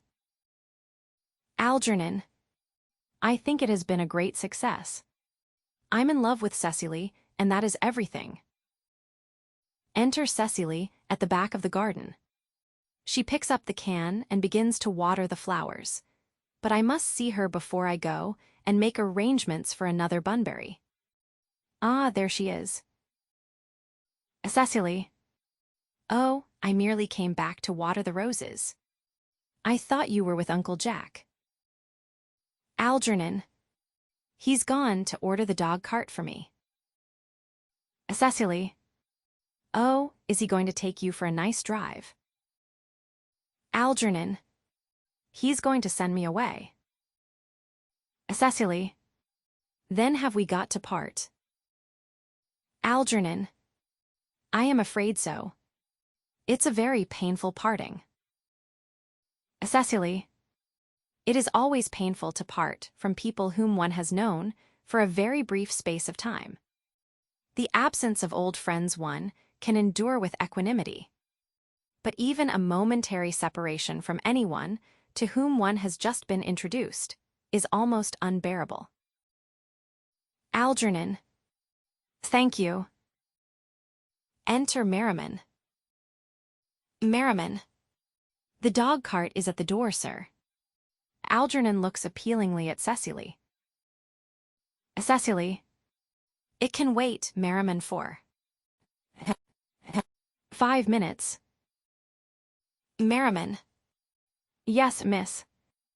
Exit Merriman. Algernon. I hope, Cecily, I shall not offend you if I state quite frankly and openly that you seem to me to be in every way the visible personification of absolute perfection. Cecily. I think your frankness does you great credit, Ernest. If you will allow me, I will copy your remarks into my diary. Goes over to table and begins writing in diary. Algernon. Do you really keep a diary? I'd give anything to look at it. May I? Cecily. Oh no. Puts her hand over it. You see, it is simply a very young girl's record of her own thoughts and impressions, and consequently meant for publication. When it appears in volume form, I hope you will order a copy. But pray, Ernest, don't stop. I delight in taking down from dictation. I have reached absolute perfection. You can go on.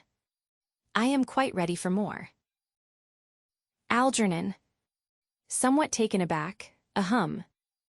Ahem. Cecily. Oh, don't cough, Ernest. When one is dictating, one should speak fluently and not cough. Besides, I don't know how to spell a cough. Writes as Algernon speaks. Algernon. Speaking very rapidly. Cecily, ever since I first looked upon your wonderful and incomparable beauty, I have dared to love you wildly, passionately, devotedly, hopelessly. Cecily. I don't think that you should tell me that you love me wildly, passionately, devotedly, hopelessly. Hopelessly doesn't seem to make much sense, does it? Algernon. Cecily. Enter Merriman. Merriman. The dog cart is waiting, sir. Algernon. Tell it to come round next week, at the same hour. Merriman. Looks at Cecily, who makes no sign. Yes, sir. Merriman retires. Cecily. Uncle Jack would be very much annoyed if he knew you were staying on till next week, at the same hour. Algernon. Oh, I don't care about Jack. I don't care for anybody in the whole world but you. I love you, Cecily. You will marry me, won't you? Cecily. You silly boy. Of course. Why, we have been engaged for the last 3 months. Algernon. For the last 3 months.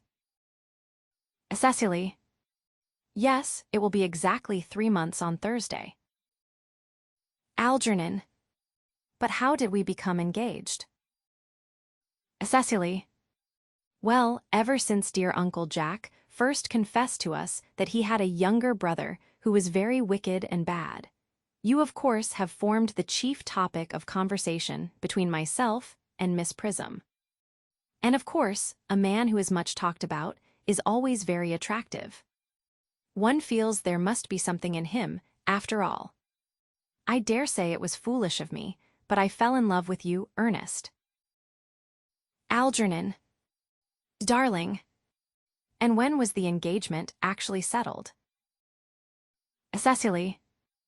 On the 14th of February last. Worn out by your entire ignorance of my existence, I determined to end the matter one way or the other. And after a long struggle with myself, I accepted you under this dear old tree here. The next day, I bought this little ring in your name, and this is the little bangle with the true lover's knot I promised you always to wear. Algernon. Did I give you this? It's very pretty, isn't it? Cecily. Yes, you've wonderfully good taste, Ernest. It's the excuse I've always given for your leading such a bad life. And this is the box in which I keep all your dear letters.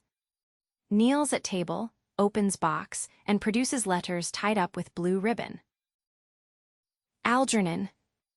My letters. But my own sweet Cecily, I have never written you any letters. Cecily. You need hardly remind me of that, Ernest. I remember only too well that I was forced to write your letters for you. I wrote always 3 times a week, and sometimes oftener. Algernon. Oh, do let me read them, Cecily. Cecily. Oh, I couldn't possibly. They would make you far too conceited. Replaces box. The 3 you wrote me after I had broken off the engagement are so beautiful, and so badly spelled, that even now I can hardly read them without crying a little. Algernon. But was our engagement ever broken off? Cecily. Of course it was. On the 22nd of last March. You can see the entry if you like. Show's diary. Today I broke off my engagement with Ernest. I feel it is better to do so. The weather still continues charming. Algernon. But why on earth did you break it off? What had I done? I had done nothing at all. Cecily, I am very much hurt indeed to hear you broke it off. Particularly when the weather was so charming. Cecily, it would hardly have been a really serious engagement if it hadn't been broken off at least once. But I forgave you before the week was out. Algernon. Crossing to her and kneeling. What a perfect angel you are, Cecily. Cecily. You dear romantic boy. He kisses her, she puts her fingers through his hair. I hope your hair curls naturally, does it? Algernon. Yes, darling, with a little help from others. Cecily. I am so glad. Algernon. You'll never break off our engagement again, Cecily. Cecily. I don't think I could break it off now that I have actually met you. Besides, of course, there is the question of your name. Algernon. Yes, of course. Nervously. Cecily. You must not laugh at me, darling, but it had always been a girlish dream of mine to love someone whose name was Ernest. Algernon rises, Cecily also. There is something in that name that seems to inspire absolute confidence. I pity any poor married woman whose husband is not called Ernest. Algernon. But my dear child, do you mean to say you could not love me if I had some other name? Cecily. But what name? Algernon. Oh, any name you like. Algernon, for instance. Cecily. But I don't like the name of Algernon. Algernon. Well, my own dear, sweet, loving little darling, I really can't see why you should object to the name of Algernon. It is not at all a bad name. In fact, it is rather an aristocratic name. Half of the chaps who get into the bankruptcy court are called Algernon. But seriously, Cecily. Moving to her. If my name was Algie, couldn't you love me? Cecily. Rising. I might respect you, Ernest. I might admire your character, but I fear that I should not be able to give you my undivided attention. Algernon. Cecily. Picking up hat. Your rector here is, I suppose, thoroughly experienced in the practice of all the rites and ceremonials of the church. Cecily. Oh, yes. Dr. Chasuble is a most learned man. He has never written a single book, so you can imagine how much he knows. Algernon. I must see him at once on a most important christening. I mean on most important business. Cecily. Oh. Algernon. I shan't be away more than half an hour. Cecily. Considering that we have been engaged since February the 14th, and that I only met you today for the first time, I think it is rather hard that you should leave me for so long a period as half an hour. Couldn't you make it 20 minutes? Algernon. I'll be back in no time. Kisses her and rushes down the garden. Cecily. What an impetuous boy he is. I like his hair so much. I must enter his proposal in my diary. Enter Merriman. Merriman. A Miss Fairfax has just called to see Mr. Worthing. On very important business, Miss Fairfax states. Cecily. Isn't Mr. Worthing in his library? Merriman. Mr. Worthing went over in the direction of the rectory some time ago. Cecily. Pray ask the lady to come out here. Mr. Worthing is sure to be back soon. And you can bring tea. Merriman. Yes, miss. Goes out. Cecily. Miss Fairfax. I suppose one of the many good elderly women who are associated with Uncle Jack in some of his philanthropic work in London. I don't quite like women who are interested in philanthropic work. I think it is so forward of them. Enter Merriman. Merriman. Miss Fairfax. Enter Gwendolen. Exit Merriman. Cecily. Advancing to meet her, pray let me introduce myself to you. My name is Cecily Cardew. Gwendolen. Cecily Cardew. Moving to her and shaking hands. What a very sweet name. Something tells me that we are going to be great friends. I like you already more than I can say. My first impressions of people are never wrong. Cecily. How nice of you to like me so much, after we have known each other such a comparatively short time. Pray sit down. Gwendolen. Still standing up, I may call you Cecily, may I not? Cecily. With pleasure. Gwendolen. And you will always call me Gwendolen, won't you? Cecily. If you wish. Gwendolen. Then that is all quite settled, is it not? Cecily. I hope so. A pause. They both sit down together. Gwendolen. Perhaps this might be a favorable opportunity for my mentioning who I am. My father is Lord Bracknell. You have never heard of Papa, I suppose. Cecily. I don't think so. Gwendolen. Outside the family circle, Papa, I am glad to say, is entirely unknown. I think that is quite as it should be. The home seems to me to be the proper sphere for the man. And certainly once a man begins to neglect his domestic duties, he becomes painfully effeminate, does he not? And I don't like that. It makes men so very attractive. Cecily, Mama, whose views on education are remarkably strict, has brought me up to be extremely short-sighted. It is part of her system, so do you mind my looking at you through my glasses? Cecily. Oh. Not at all, Gwendolen. I am very fond of being looked at. Gwendolen. After examining Cecily carefully through a lorgnette, you are here on a short visit, I suppose. Cecily. Oh no. I live here. Gwendolen. Severely, really. Your mother, no doubt, or some female relative of advanced years, resides here also. Cecily. Oh no.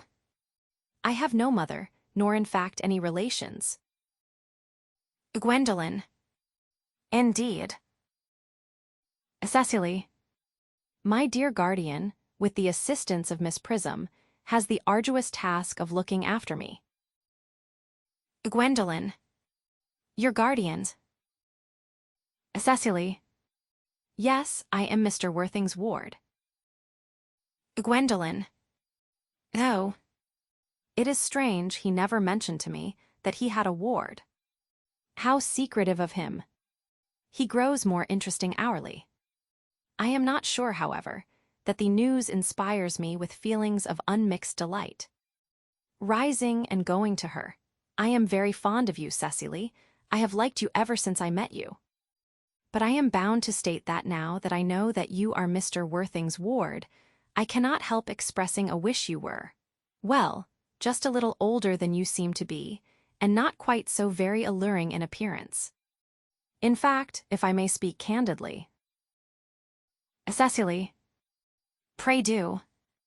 I think that whenever one has anything unpleasant to say, one should always be quite candid. Gwendolen.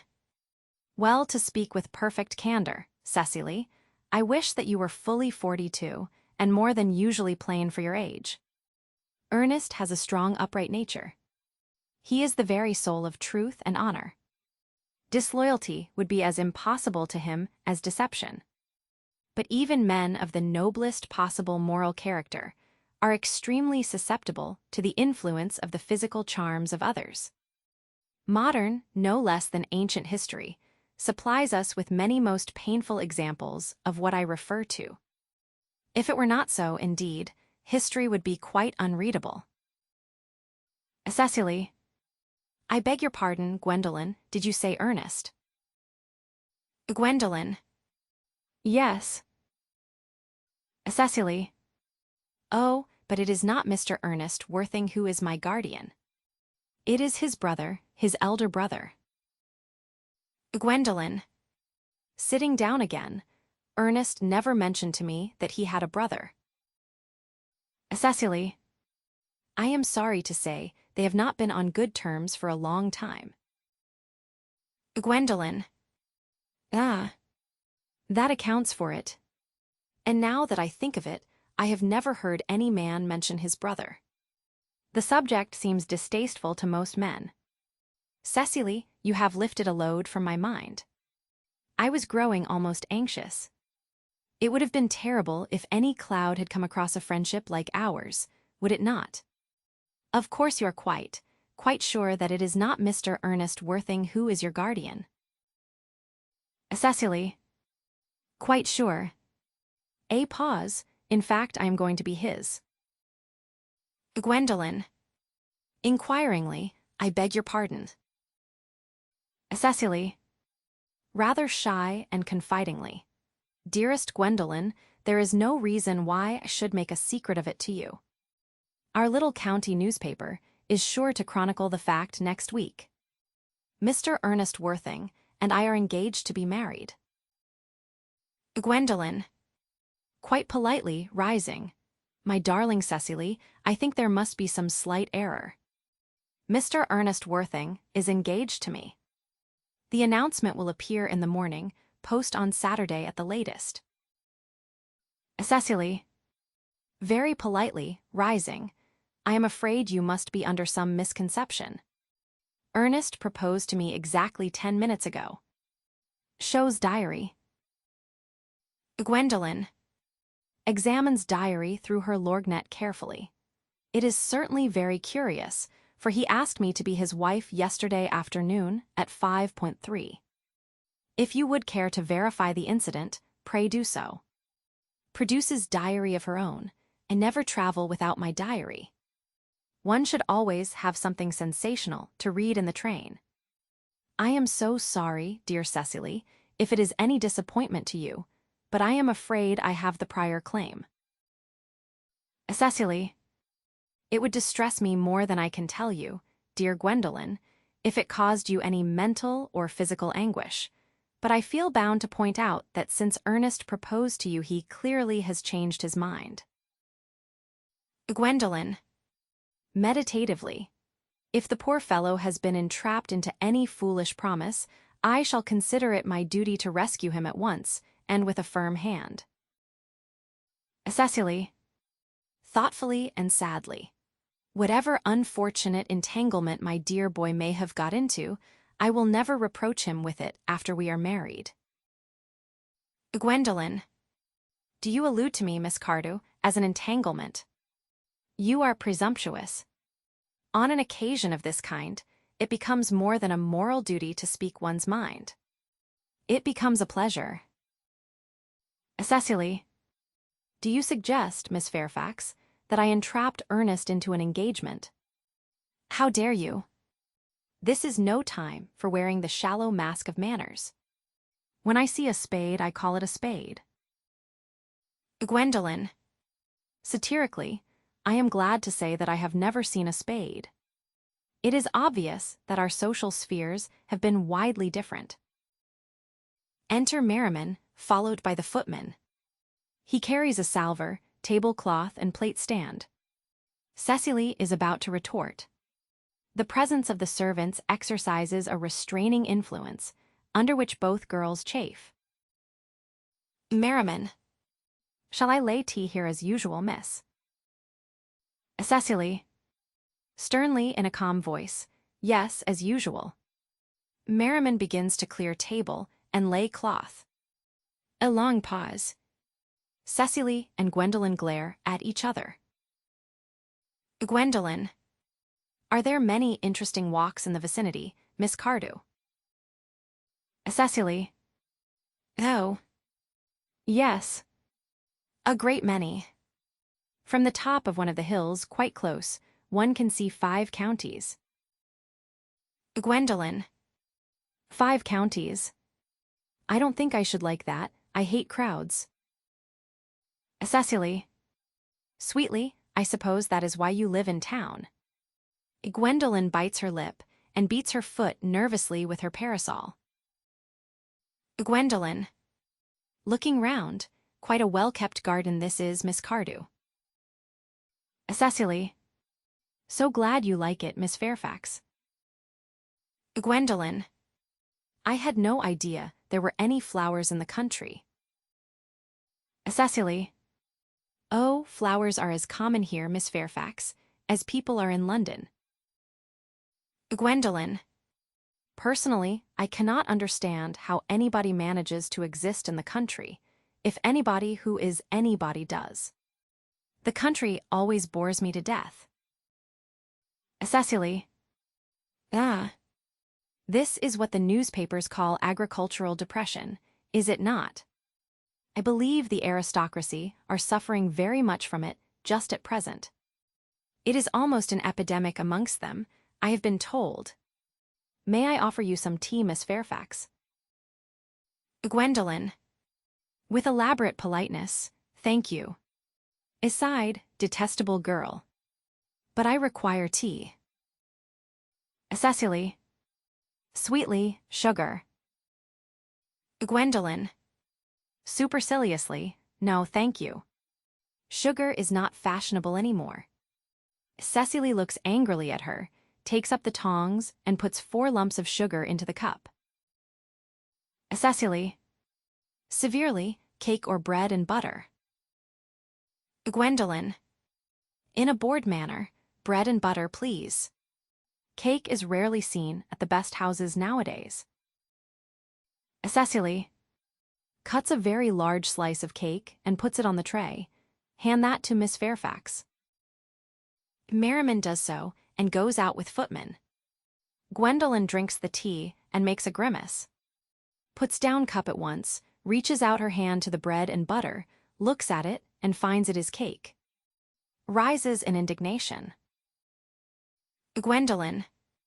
You have filled my tea with lumps of sugar, and though I asked most distinctly for bread and butter, you have given me cake. I am known for the gentleness of my disposition and the extraordinary sweetness of my nature, but I warn you, Miss Cardew, you may go too far. Cecily. Rising, to save my poor, innocent, trusting boy from the machinations of any other girl, there are no lengths to which I would not go. Gwendolen. From the moment I saw you, I distrusted you. I felt that you were false and deceitful. I am never deceived in such matters. My first impressions of people are invariably right. Cecily. It seems to me, Miss Fairfax, that I am trespassing on your valuable time. No doubt you have many other calls of a similar character to make in the neighborhood. Enter Jack. Gwendolen. Catching sight of him, Ernest. My own Ernest. Jack. Gwendolen. Darling. Offers to kiss her. Gwendolen. Draws back a moment. May I ask if you are engaged to be married to this young lady? Points to Cecily. Jack. Laughing to dear little Cecily. Of course not. What could have put such an idea into your pretty little head? Gwendolen. Thank you. You may. Offers her cheek. Cecily. Very sweetly. I knew there must be some misunderstanding, Miss Fairfax. The gentleman whose arm is at present round your waist is my guardian, Mr. John Worthing. Gwendolen. I beg your pardon. Cecily. This is Uncle Jack. Gwendolen. Receding, Jack. Oh. Enter Algernon. Cecily. Here is Ernest. Algernon. Goes straight over to Cecily without noticing anyone else. My own love. Offers to kiss her. Cecily. Drawing back, a moment Ernest. May I ask you, are you engaged to be married to this young lady? Algernon. Looking round, to what young lady? Good heavens. Gwendolen. Cecily. Yes. To good heavens, Gwendolen, I mean to Gwendolen.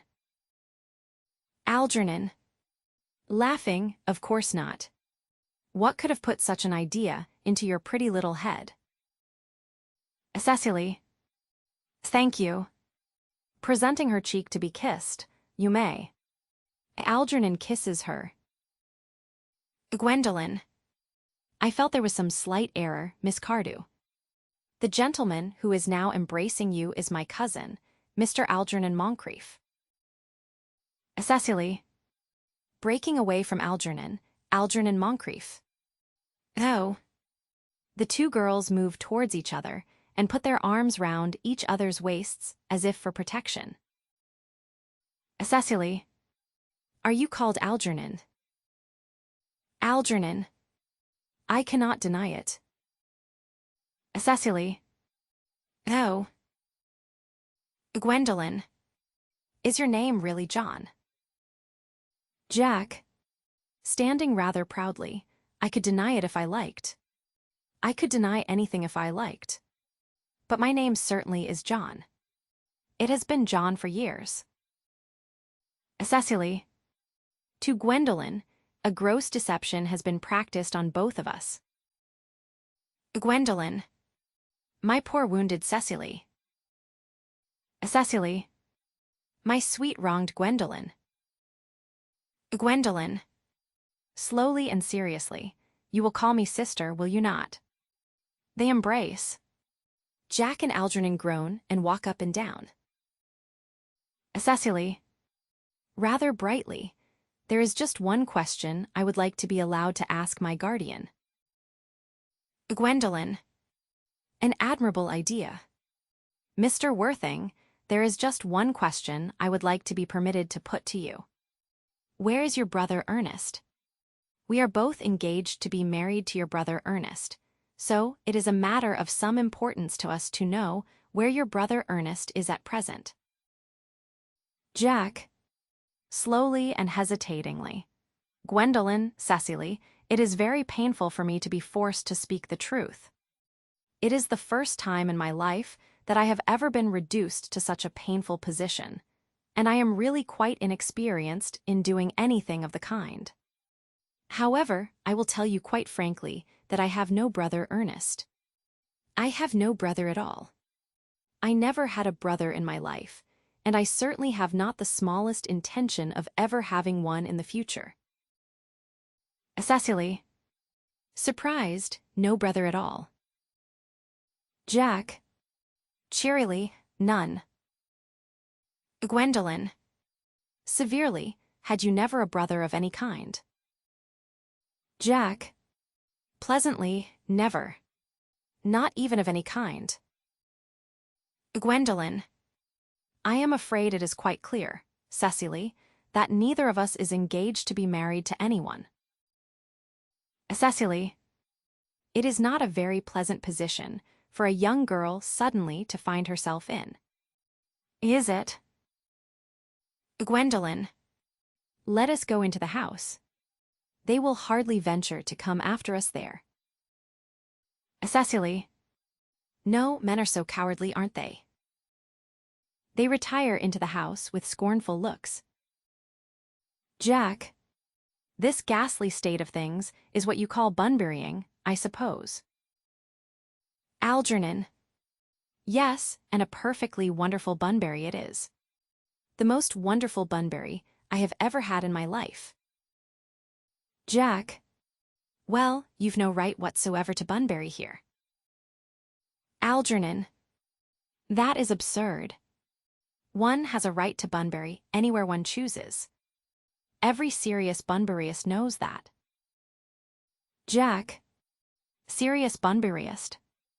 Good heavens. Algernon. Well, one must be serious about something, if one wants to have any amusement in life. I happen to be serious about Bunburying. What on earth you are serious about I haven't got the remotest idea.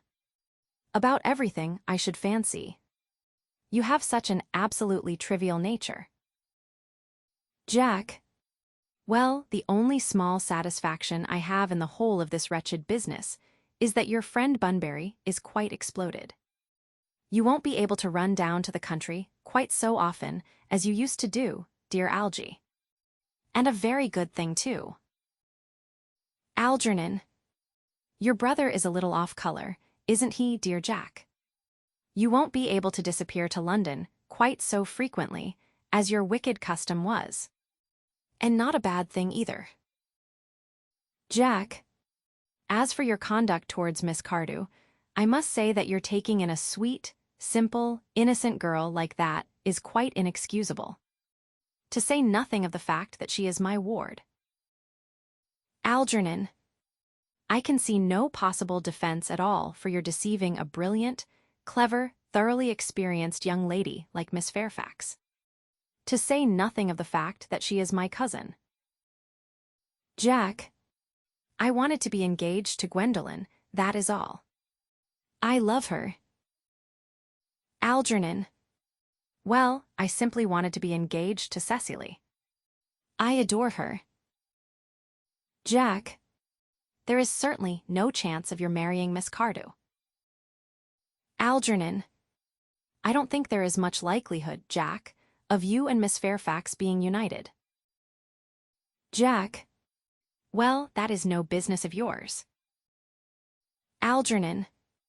If it was my business, I wouldn't talk about it. Begins to eat muffins. It is very vulgar to talk about one's business. Only people like stockbrokers do that, and then merely at dinner parties. Jack. How can you sit there, calmly eating muffins when we are in this horrible trouble? I can't make out. You seem to me to be perfectly heartless. Algernon. Well, I can't eat muffins in an agitated manner. The butter would probably get on my cuffs. One should always eat muffins quite calmly. It is the only way to eat them. Jack. I say it's perfectly heartless you're eating muffins at all, under the circumstances. Algernon. When I am in trouble, eating is the only thing that consoles me. Indeed, when I am in really great trouble, as anyone who knows me intimately will tell you, I refuse everything except food and drink. At the present moment, I am eating muffins because I am unhappy.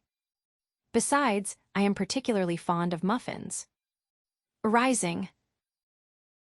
Jack. Rising?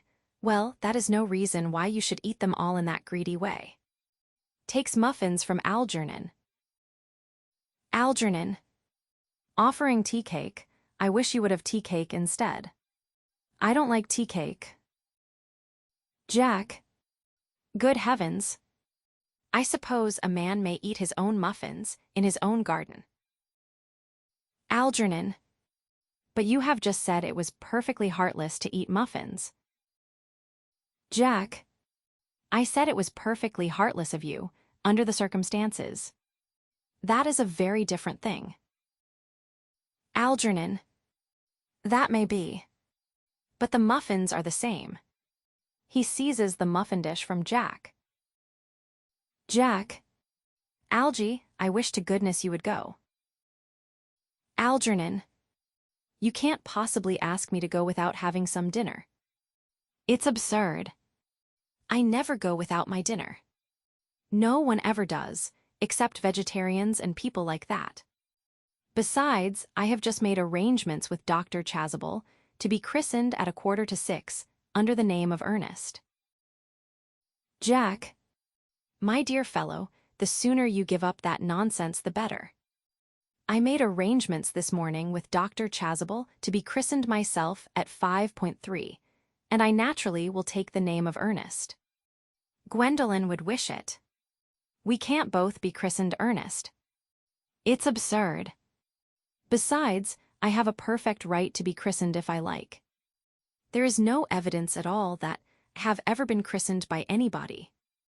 I should think it extremely probable I never was, and so does Dr. Chasuble. It is entirely different in your case. You have been christened already. Algernon. Yes, but I have not been christened for years. Jack. Yes, but you have been christened. That is the important thing. Algernon. Quite so. So I know my constitution can stand it.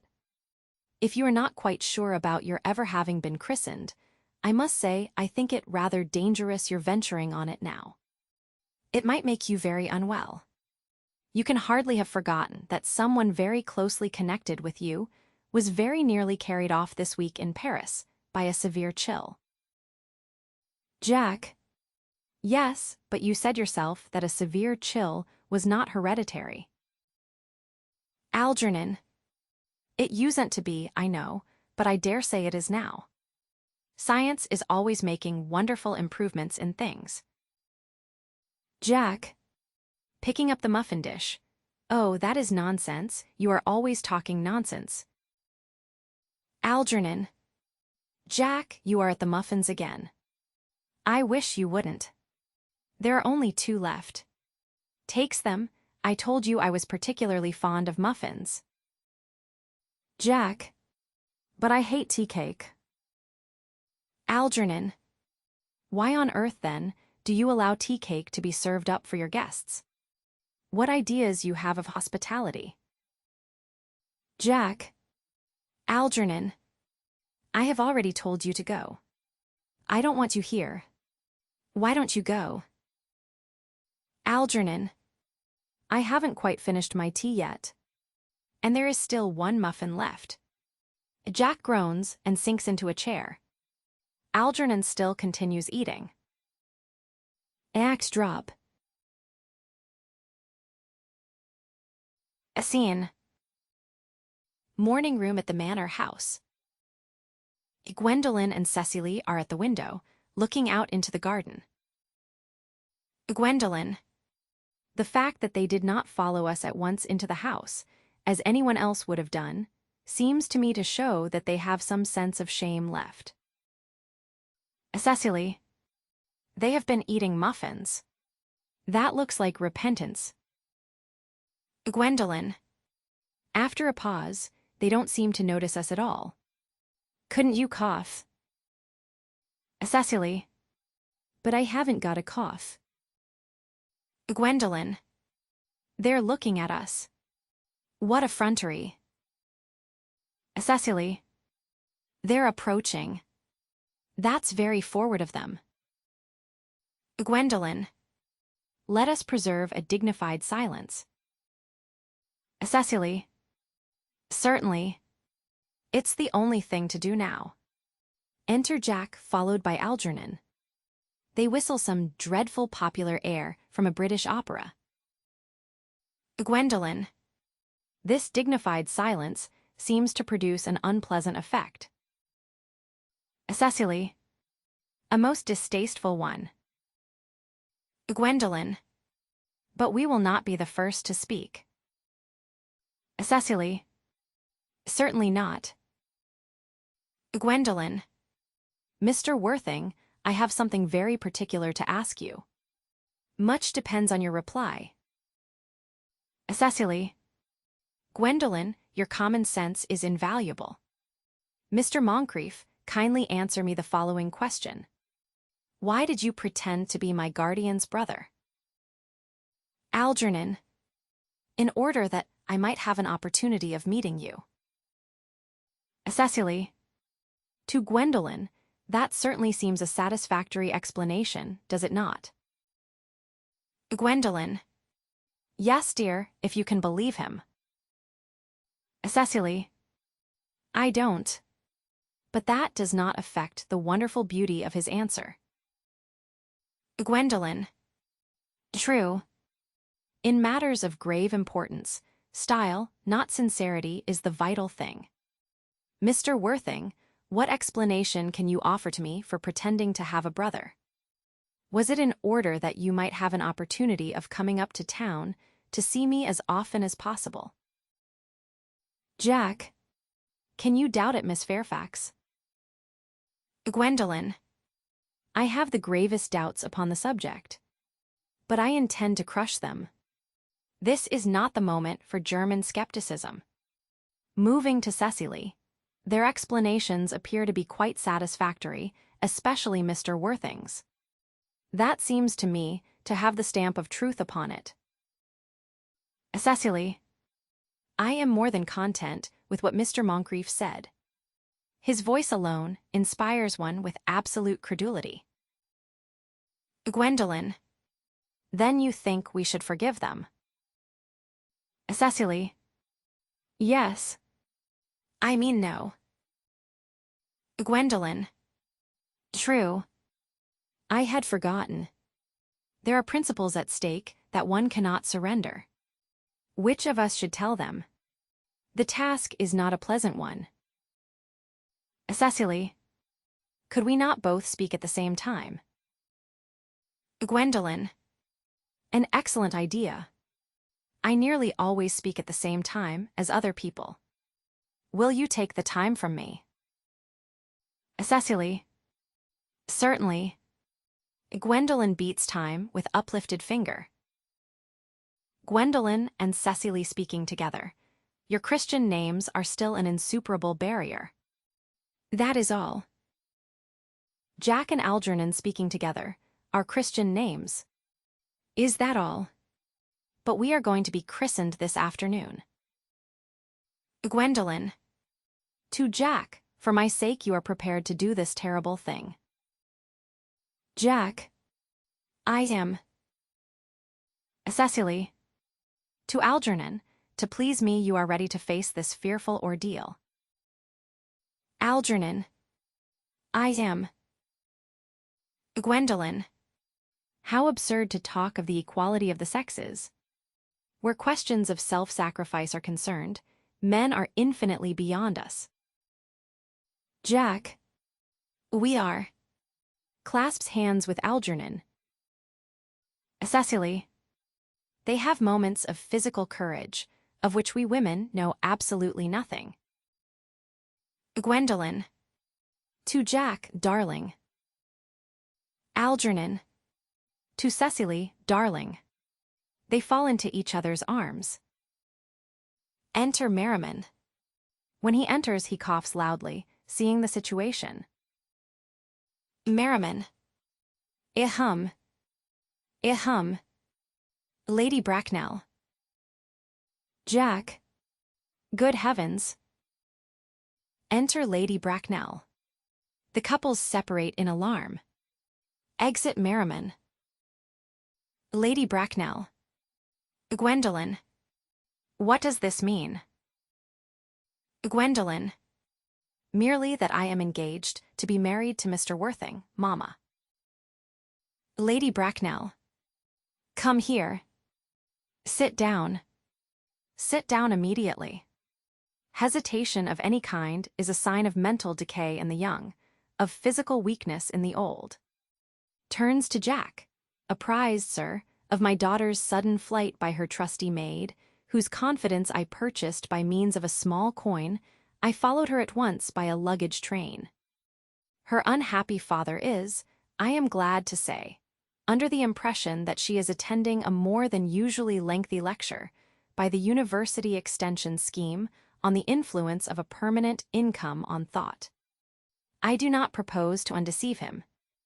Indeed, I have never undeceived him on any question. I would consider it wrong.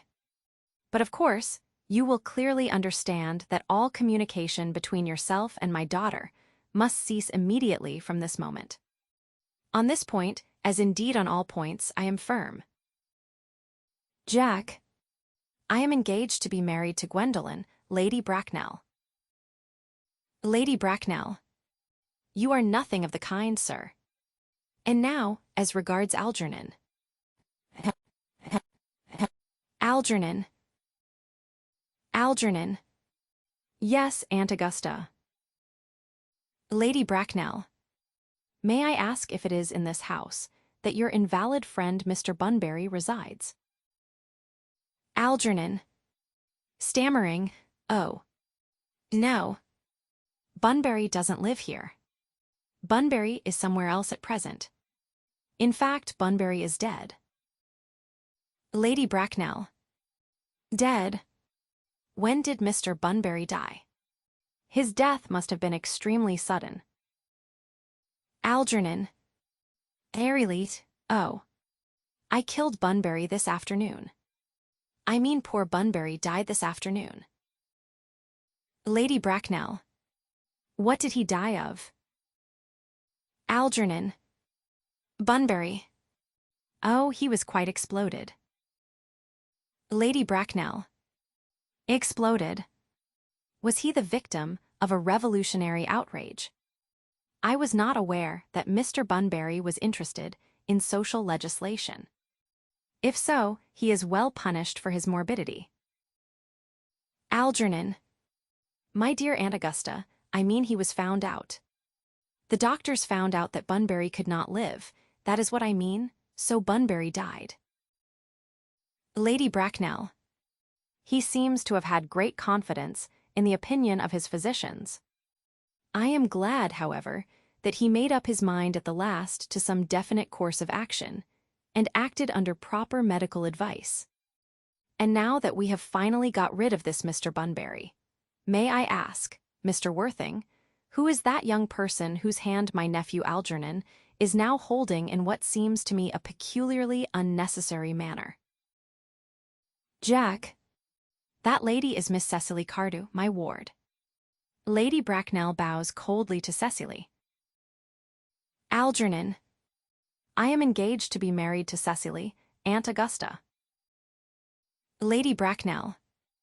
I beg your pardon. Cecily. Mr. Moncrief and I are engaged to be married, Lady Bracknell. Lady Bracknell. With a shiver, crossing to the sofa and sitting down. I do not know whether there is anything peculiarly exciting in the air of this particular part of Hertfordshire, but the number of engagements that go on seems to me considerably above the proper average that statistics have laid down for our guidance. I think some preliminary inquiry on my part would not be out of place. Mr. Worthing, is Miss Cardew at all connected with any of the larger railway stations in London? I merely desire information. Until yesterday, I had no idea that there were any families or persons whose origin was a terminus. Jack looks perfectly furious, but restrains himself. Jack. In a clear, cold voice.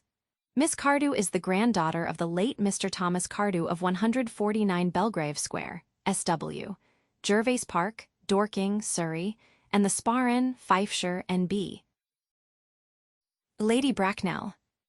That sounds not unsatisfactory. 3 addresses always inspire confidence, even in tradesmen. But what proof have I of their authenticity? Jack. I have carefully preserved the court guides of the period. They are open to your inspection, Lady Bracknell. Lady Bracknell. Grimly, I have known strange errors in that publication. Jack. Miss Cardew's family solicitors are Messrs. Markby, Markby, and Markby. Lady Bracknell. Markby, Markby, and Markby. A firm of the very highest position in their profession. Indeed, I am told that one of the Mr. Markbys is occasionally to be seen at dinner parties. So far, I am satisfied. Jack. Very irritably. How extremely kind of you, Lady Bracknell.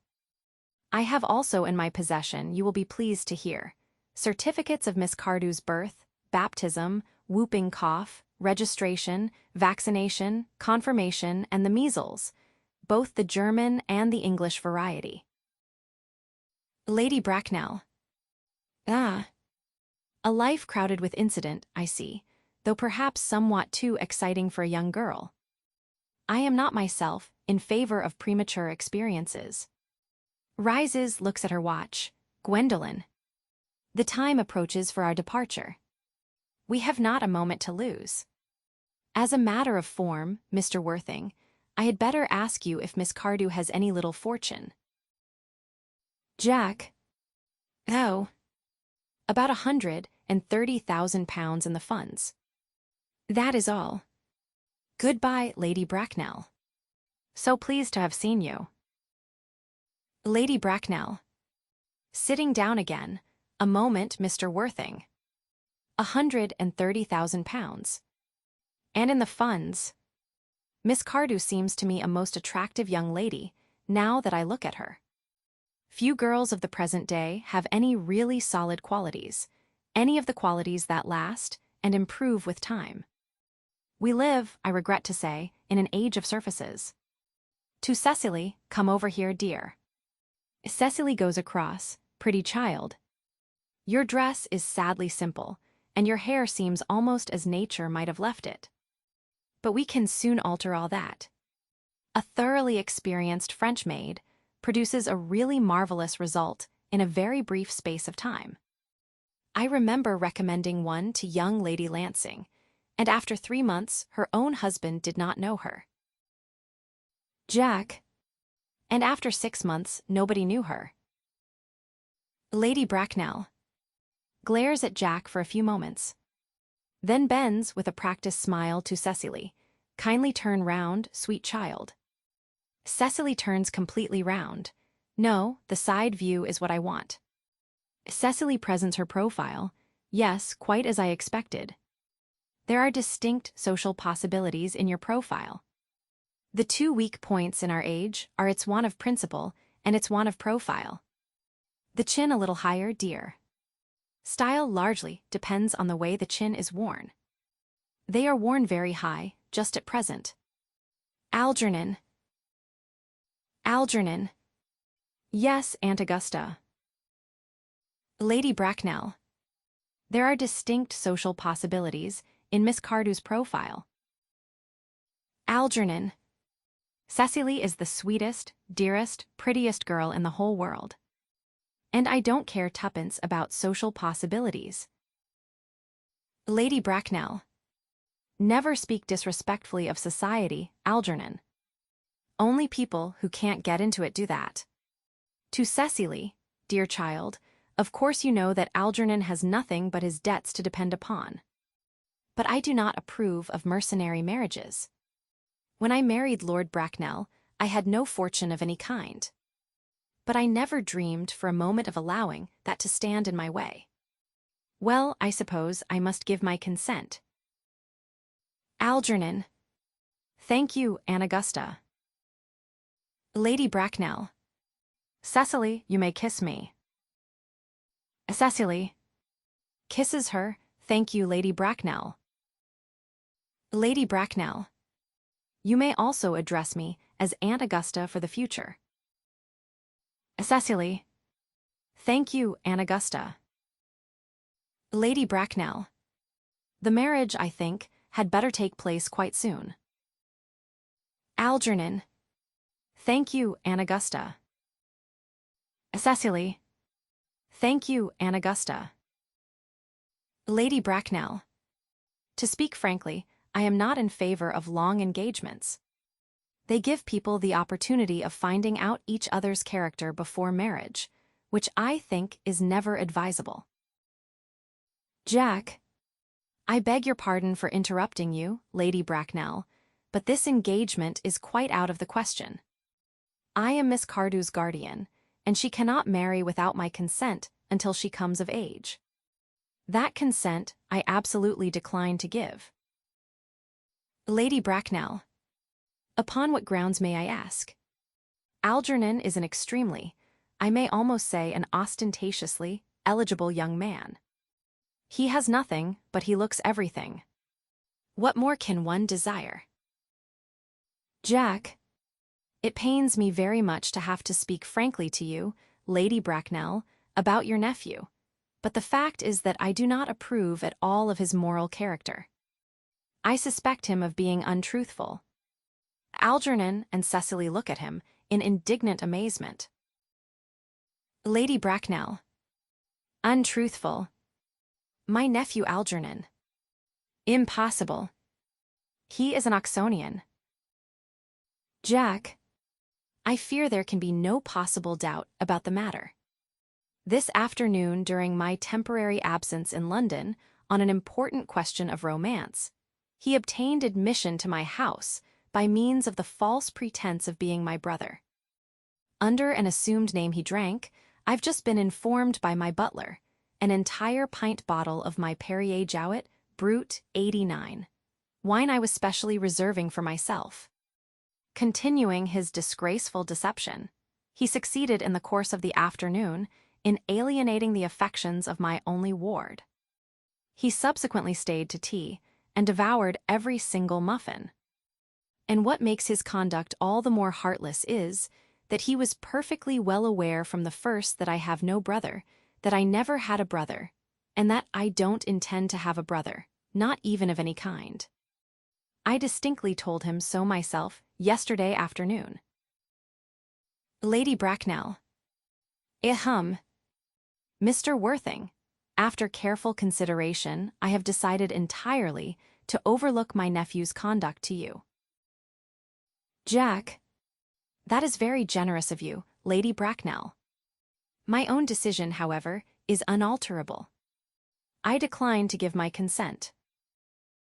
Lady Bracknell. To Cecily, come here, sweet child. Cecily goes over. How old are you, dear? Cecily. Well, I am really only 18, but I always admit to 20 when I go to evening parties. Lady Bracknell. You are perfectly right in making some slight alteration. Indeed, no woman should ever be quite accurate about her age. It looks so calculating. In a meditative manner. 18, but admitting to 20 at evening parties. Well, it will not be very long before you are of age and free from the restraints of tutelage. So I don't think your guardian's consent is, after all, a matter of any importance. Jack, pray excuse me, Lady Bracknell, for interrupting you again, but it is only fair to tell you that according to the terms of her grandfathers, Miss Cardew does not come legally of age till she is 35. Lady Bracknell. That does not seem to me to be a grave objection. 35 is a very attractive age. London society is full of women of the very highest birth who have, of their own free choice, remained 35 for years. Lady Dumbleton is an instance in point. To my own knowledge, she has been 35 ever since she arrived at the age of 40, which was many years ago now. I see no reason why our dear Cecily should not be even still more attractive at the age you mention than she is at present. There will be a large accumulation of property. Cecily. Algy, could you wait for me till I was 35? Algernon. Of course I could, Cecily. You know I could. Cecily. Yes, I felt it instinctively, but I couldn't wait all that time. I hate waiting even 5 minutes for anybody. It always makes me rather cross. I am not punctual myself, I know, but I do like punctuality in others, and waiting, even to be married, is quite out of the question. Algernon. Then what is to be done, Cecily? Cecily. I don't know, Mr. Moncrief. Lady Bracknell. My dear Mr. Worthing, as Miss Cardew states positively that she cannot wait till she is 35, a remark which I am bound to say seems to me to show a somewhat impatient nature, I would beg of you to reconsider your decision. Jack. But my dear Lady Bracknell, the matter is entirely in your own hands. The moment you consent to my marriage with Gwendolen, I will most gladly allow your nephew to form an alliance with my ward. Lady Bracknell. Rising and drawing herself up. You must be quite aware that what you propose is out of the question. Jack. Then a passionate celibacy is all that any of us can look forward to. Lady Bracknell. That is not the destiny I propose for Gwendolen. Algernon, of course, can choose for himself. pulls out her watch. Come, dear, Gwendolen rises. We have already missed 5, if not 6, trains. To miss any more might expose us to comment on the platform. Enter Dr. Chasuble. Chasuble. Everything is quite ready for the christenings. Lady Bracknell. The christenings, sir. Is not that somewhat premature? Chasuble. Looking rather puzzled, and pointing to Jack and Algernon. Both these gentlemen have expressed a desire for immediate baptism. Lady Bracknell. At their age. The idea is grotesque and irreligious. Algernon, I forbid you to be baptized. I will not hear of such excesses. Lord Bracknell would be highly displeased if he learned that that was the way in which you wasted your time and money. Chasuble. Am I to understand, then, that there are to be no christenings at all this afternoon? Jack. I don't think that, as things are now, it would be of much practical value to either of us, Dr. Chasuble. Chasuble. I am grieved to hear such sentiments from you, Mr. Worthing.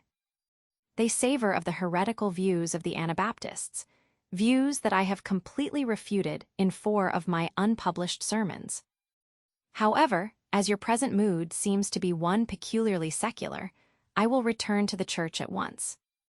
Indeed, I have just been informed by the pew opener that for the last hour and a half Miss Prism has been waiting for me in the vestry. Lady Bracknell. Starting, Miss Prism. Did I hear you mention a Miss Prism? Chasuble. Yes, Lady Bracknell. I am on my way to join her. Lady Bracknell. Pray allow me to detain you for a moment. This matter may prove to be one of vital importance to Lord Bracknell and myself. Is this Miss Prism a female of repellent aspect, remotely connected with education? Chasuble. Somewhat indignantly. She is the most cultivated of ladies and the very picture of respectability. Lady Bracknell. It is obviously the same person. May I ask what position she holds in your household? Chasuble. Severely, I am a celibate madam. Jack. Interposing. Miss Prism, Lady Bracknell, has been for the last 3 years Miss Cardew's esteemed governess and valued companion. Lady Bracknell. In spite of what I hear of her, I must see her at once. Let her be sent for. Chasuble. Looking off, she approaches, she is nigh. Enter Miss Prism hurriedly. Miss Prism. I was told you expected me in the vestry, dear Canon. I have been waiting for you there for an hour and 3/4. Catches sight of Lady Bracknell, who has fixed her with a stony glare. Miss Prism grows pale and quails. She looks anxiously round, as if desirous to escape. Lady Bracknell. In a severe, judicial voice, Prism. Miss Prism bows her head in shame. Come here, Prism. Miss Prism approaches in a humble manner. Prism. Where is that baby? General consternation. The canon starts back in horror. Algernon and Jack pretend to be anxious to shield Cecily and Gwendolen from hearing the details of a terrible public scandal.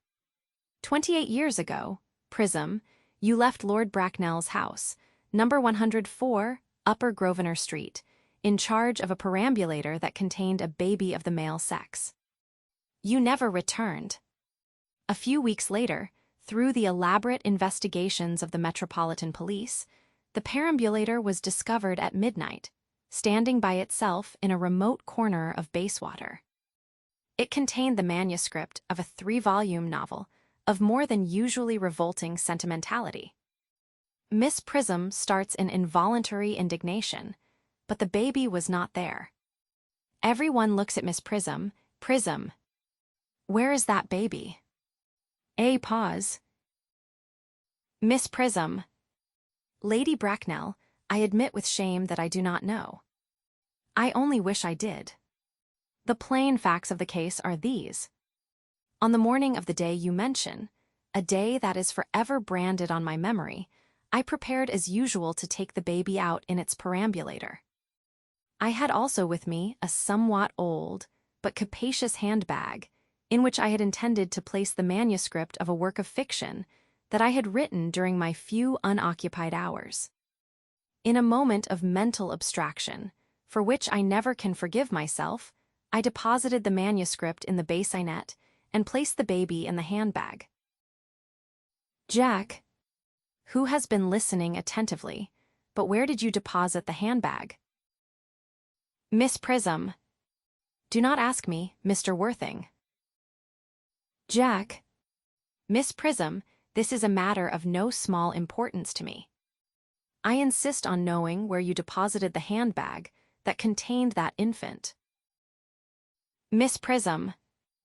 I left it in the cloakroom of one of the larger railway stations in London. Jack. What railway station? Miss Prism. Quite crushed, Victoria. The Brighton line. Sinks into a chair. Jack. I must retire to my room for a moment. Gwendolen, wait here for me. Gwendolen. If you are not too long, I will wait here for you all my life. Exit Jack in great excitement. Chasuble. What do you think this means, Lady Bracknell? Lady Bracknell. I dare not even suspect Dr. Chasuble. I need hardly tell you that in families of high position strange coincidences are not supposed to occur. They are hardly considered the thing. Noises heard overhead, as if someone was throwing trunks about. Everyone looks up.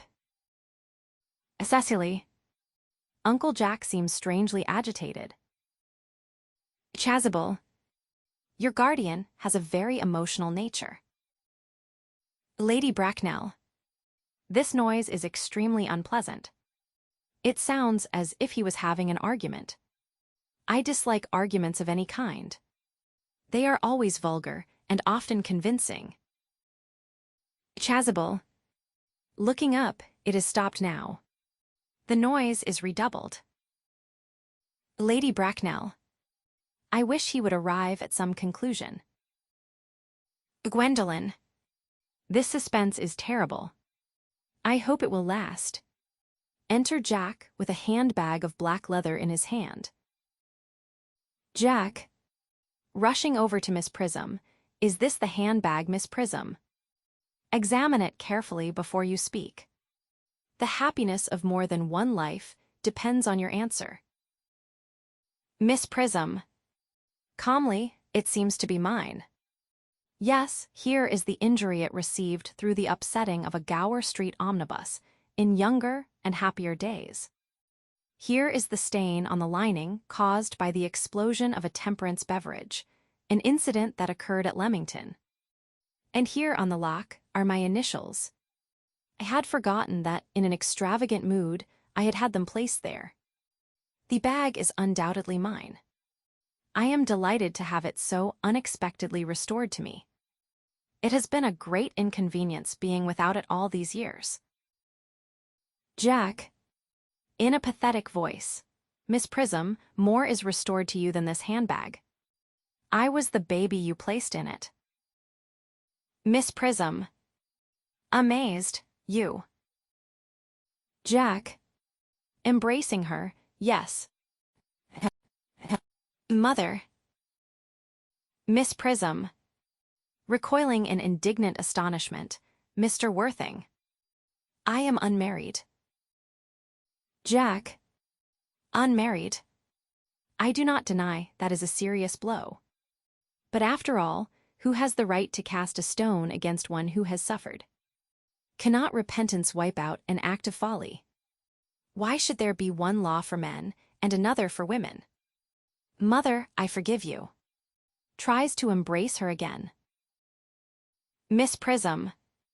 Still more indignant, Mr. Worthing, there is some error. Pointing to Lady Bracknell, there is the lady who can tell you who you really are. Jack. After a pause. Lady Bracknell, I hate to seem inquisitive, but would you kindly inform me who I am? Lady Bracknell, I am afraid that the news I have to give you will not altogether please you.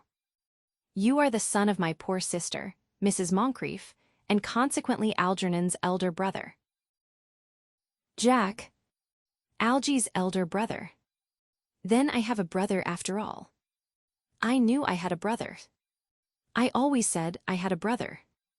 Cecily, how could you have ever doubted that I had a brother? Seizes hold of Algernon, Dr. Chasuble, my unfortunate brother. Miss Prism, my unfortunate brother. Gwendolen, my unfortunate brother. Algy, you young scoundrel, you will have to treat me with more respect in the future. You have never behaved to me like a brother in all your life. Algernon. Well, not till today, old boy, I admit. I did my best, however, though I was out of practice. Shakes hands. Gwendolen. To Jack, my own. But what own are you? What is your Christian name, now that you have become someone else? Jack. Good heavens. I had quite forgotten that point. Your decision on the subject of my name is irrevocable, I suppose. Gwendolen. I never change, except in my affections. Cecily. What a noble nature you have, Gwendolen. Jack. Then the question had better be cleared up at once. Aunt Augusta, a moment. At the time when Miss Prism left me in the handbag, had I been christened already? Lady Bracknell. Every luxury that money could buy, including christening, had been lavished on you by your fond and doting parents. Jack. Then I was christened. That is settled. Now, what name was I given? Let me know the worst. Lady Bracknell. Being the eldest son, you were naturally christened after your father. Jack. Irritably, yes, but what was my father's Christian name? Lady Bracknell. Meditatively. I cannot at the present moment recall what the general's Christian name was. But I have no doubt he had one. He was eccentric, I admit. But only in later years. And that was the result of the Indian climate, and marriage, and indigestion, and other things of that kind. Jack. Algy. Can't you recollect what our father's Christian name was? Algernon. My dear boy, we were never even on speaking terms. He died before I was a year old. Jack. His name would appear in the army lists of the period, I suppose, Aunt Augusta. Lady Bracknell. The general was essentially a man of peace, except in his domestic life.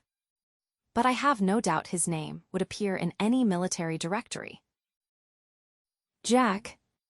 The army lists of the last 40 years are here. These delightful records should have been my constant study. Rushes to bookcase and tears the books out. M. Generals. Malem, Maxbohm, Magley, what ghastly names they have. Markby, Migsby, Mobbs, Moncrief. Lieutenant 1840, Captain, Lieutenant Colonel, Colonel, General 1869, Christian names, Ernest John. Puts book very quietly down and speaks quite calmly. I always told you, Gwendolen, my name was Ernest, didn't I? Well, it is Ernest after all. I mean it naturally is Ernest. Lady Bracknell. Yes, I remember now that the general was called Ernest. I knew I had some particular reason for disliking the name. Gwendolen. Ernest. My own Ernest. I felt from the first that you could have no other name. Jack. Gwendolen, it is a terrible thing for a man to find out suddenly that all his life he has been speaking nothing but the truth. Can you forgive me? Gwendolen. I can. For I feel that you are sure to change. Jack. My own one. Chasuble. To Miss Prism, Letisha. Embraces her. Miss Prism. Enthusiastically, Frederick. At last. Algernon. Cecily. Embraces her, at last. Jack. Gwendolen. Embraces her, at last. Lady Bracknell. My nephew, you seem to be displaying signs of triviality. Jack. On the contrary, Aunt Augusta, I've now realized for the first time in my life the vital importance of being earnest. Tableau.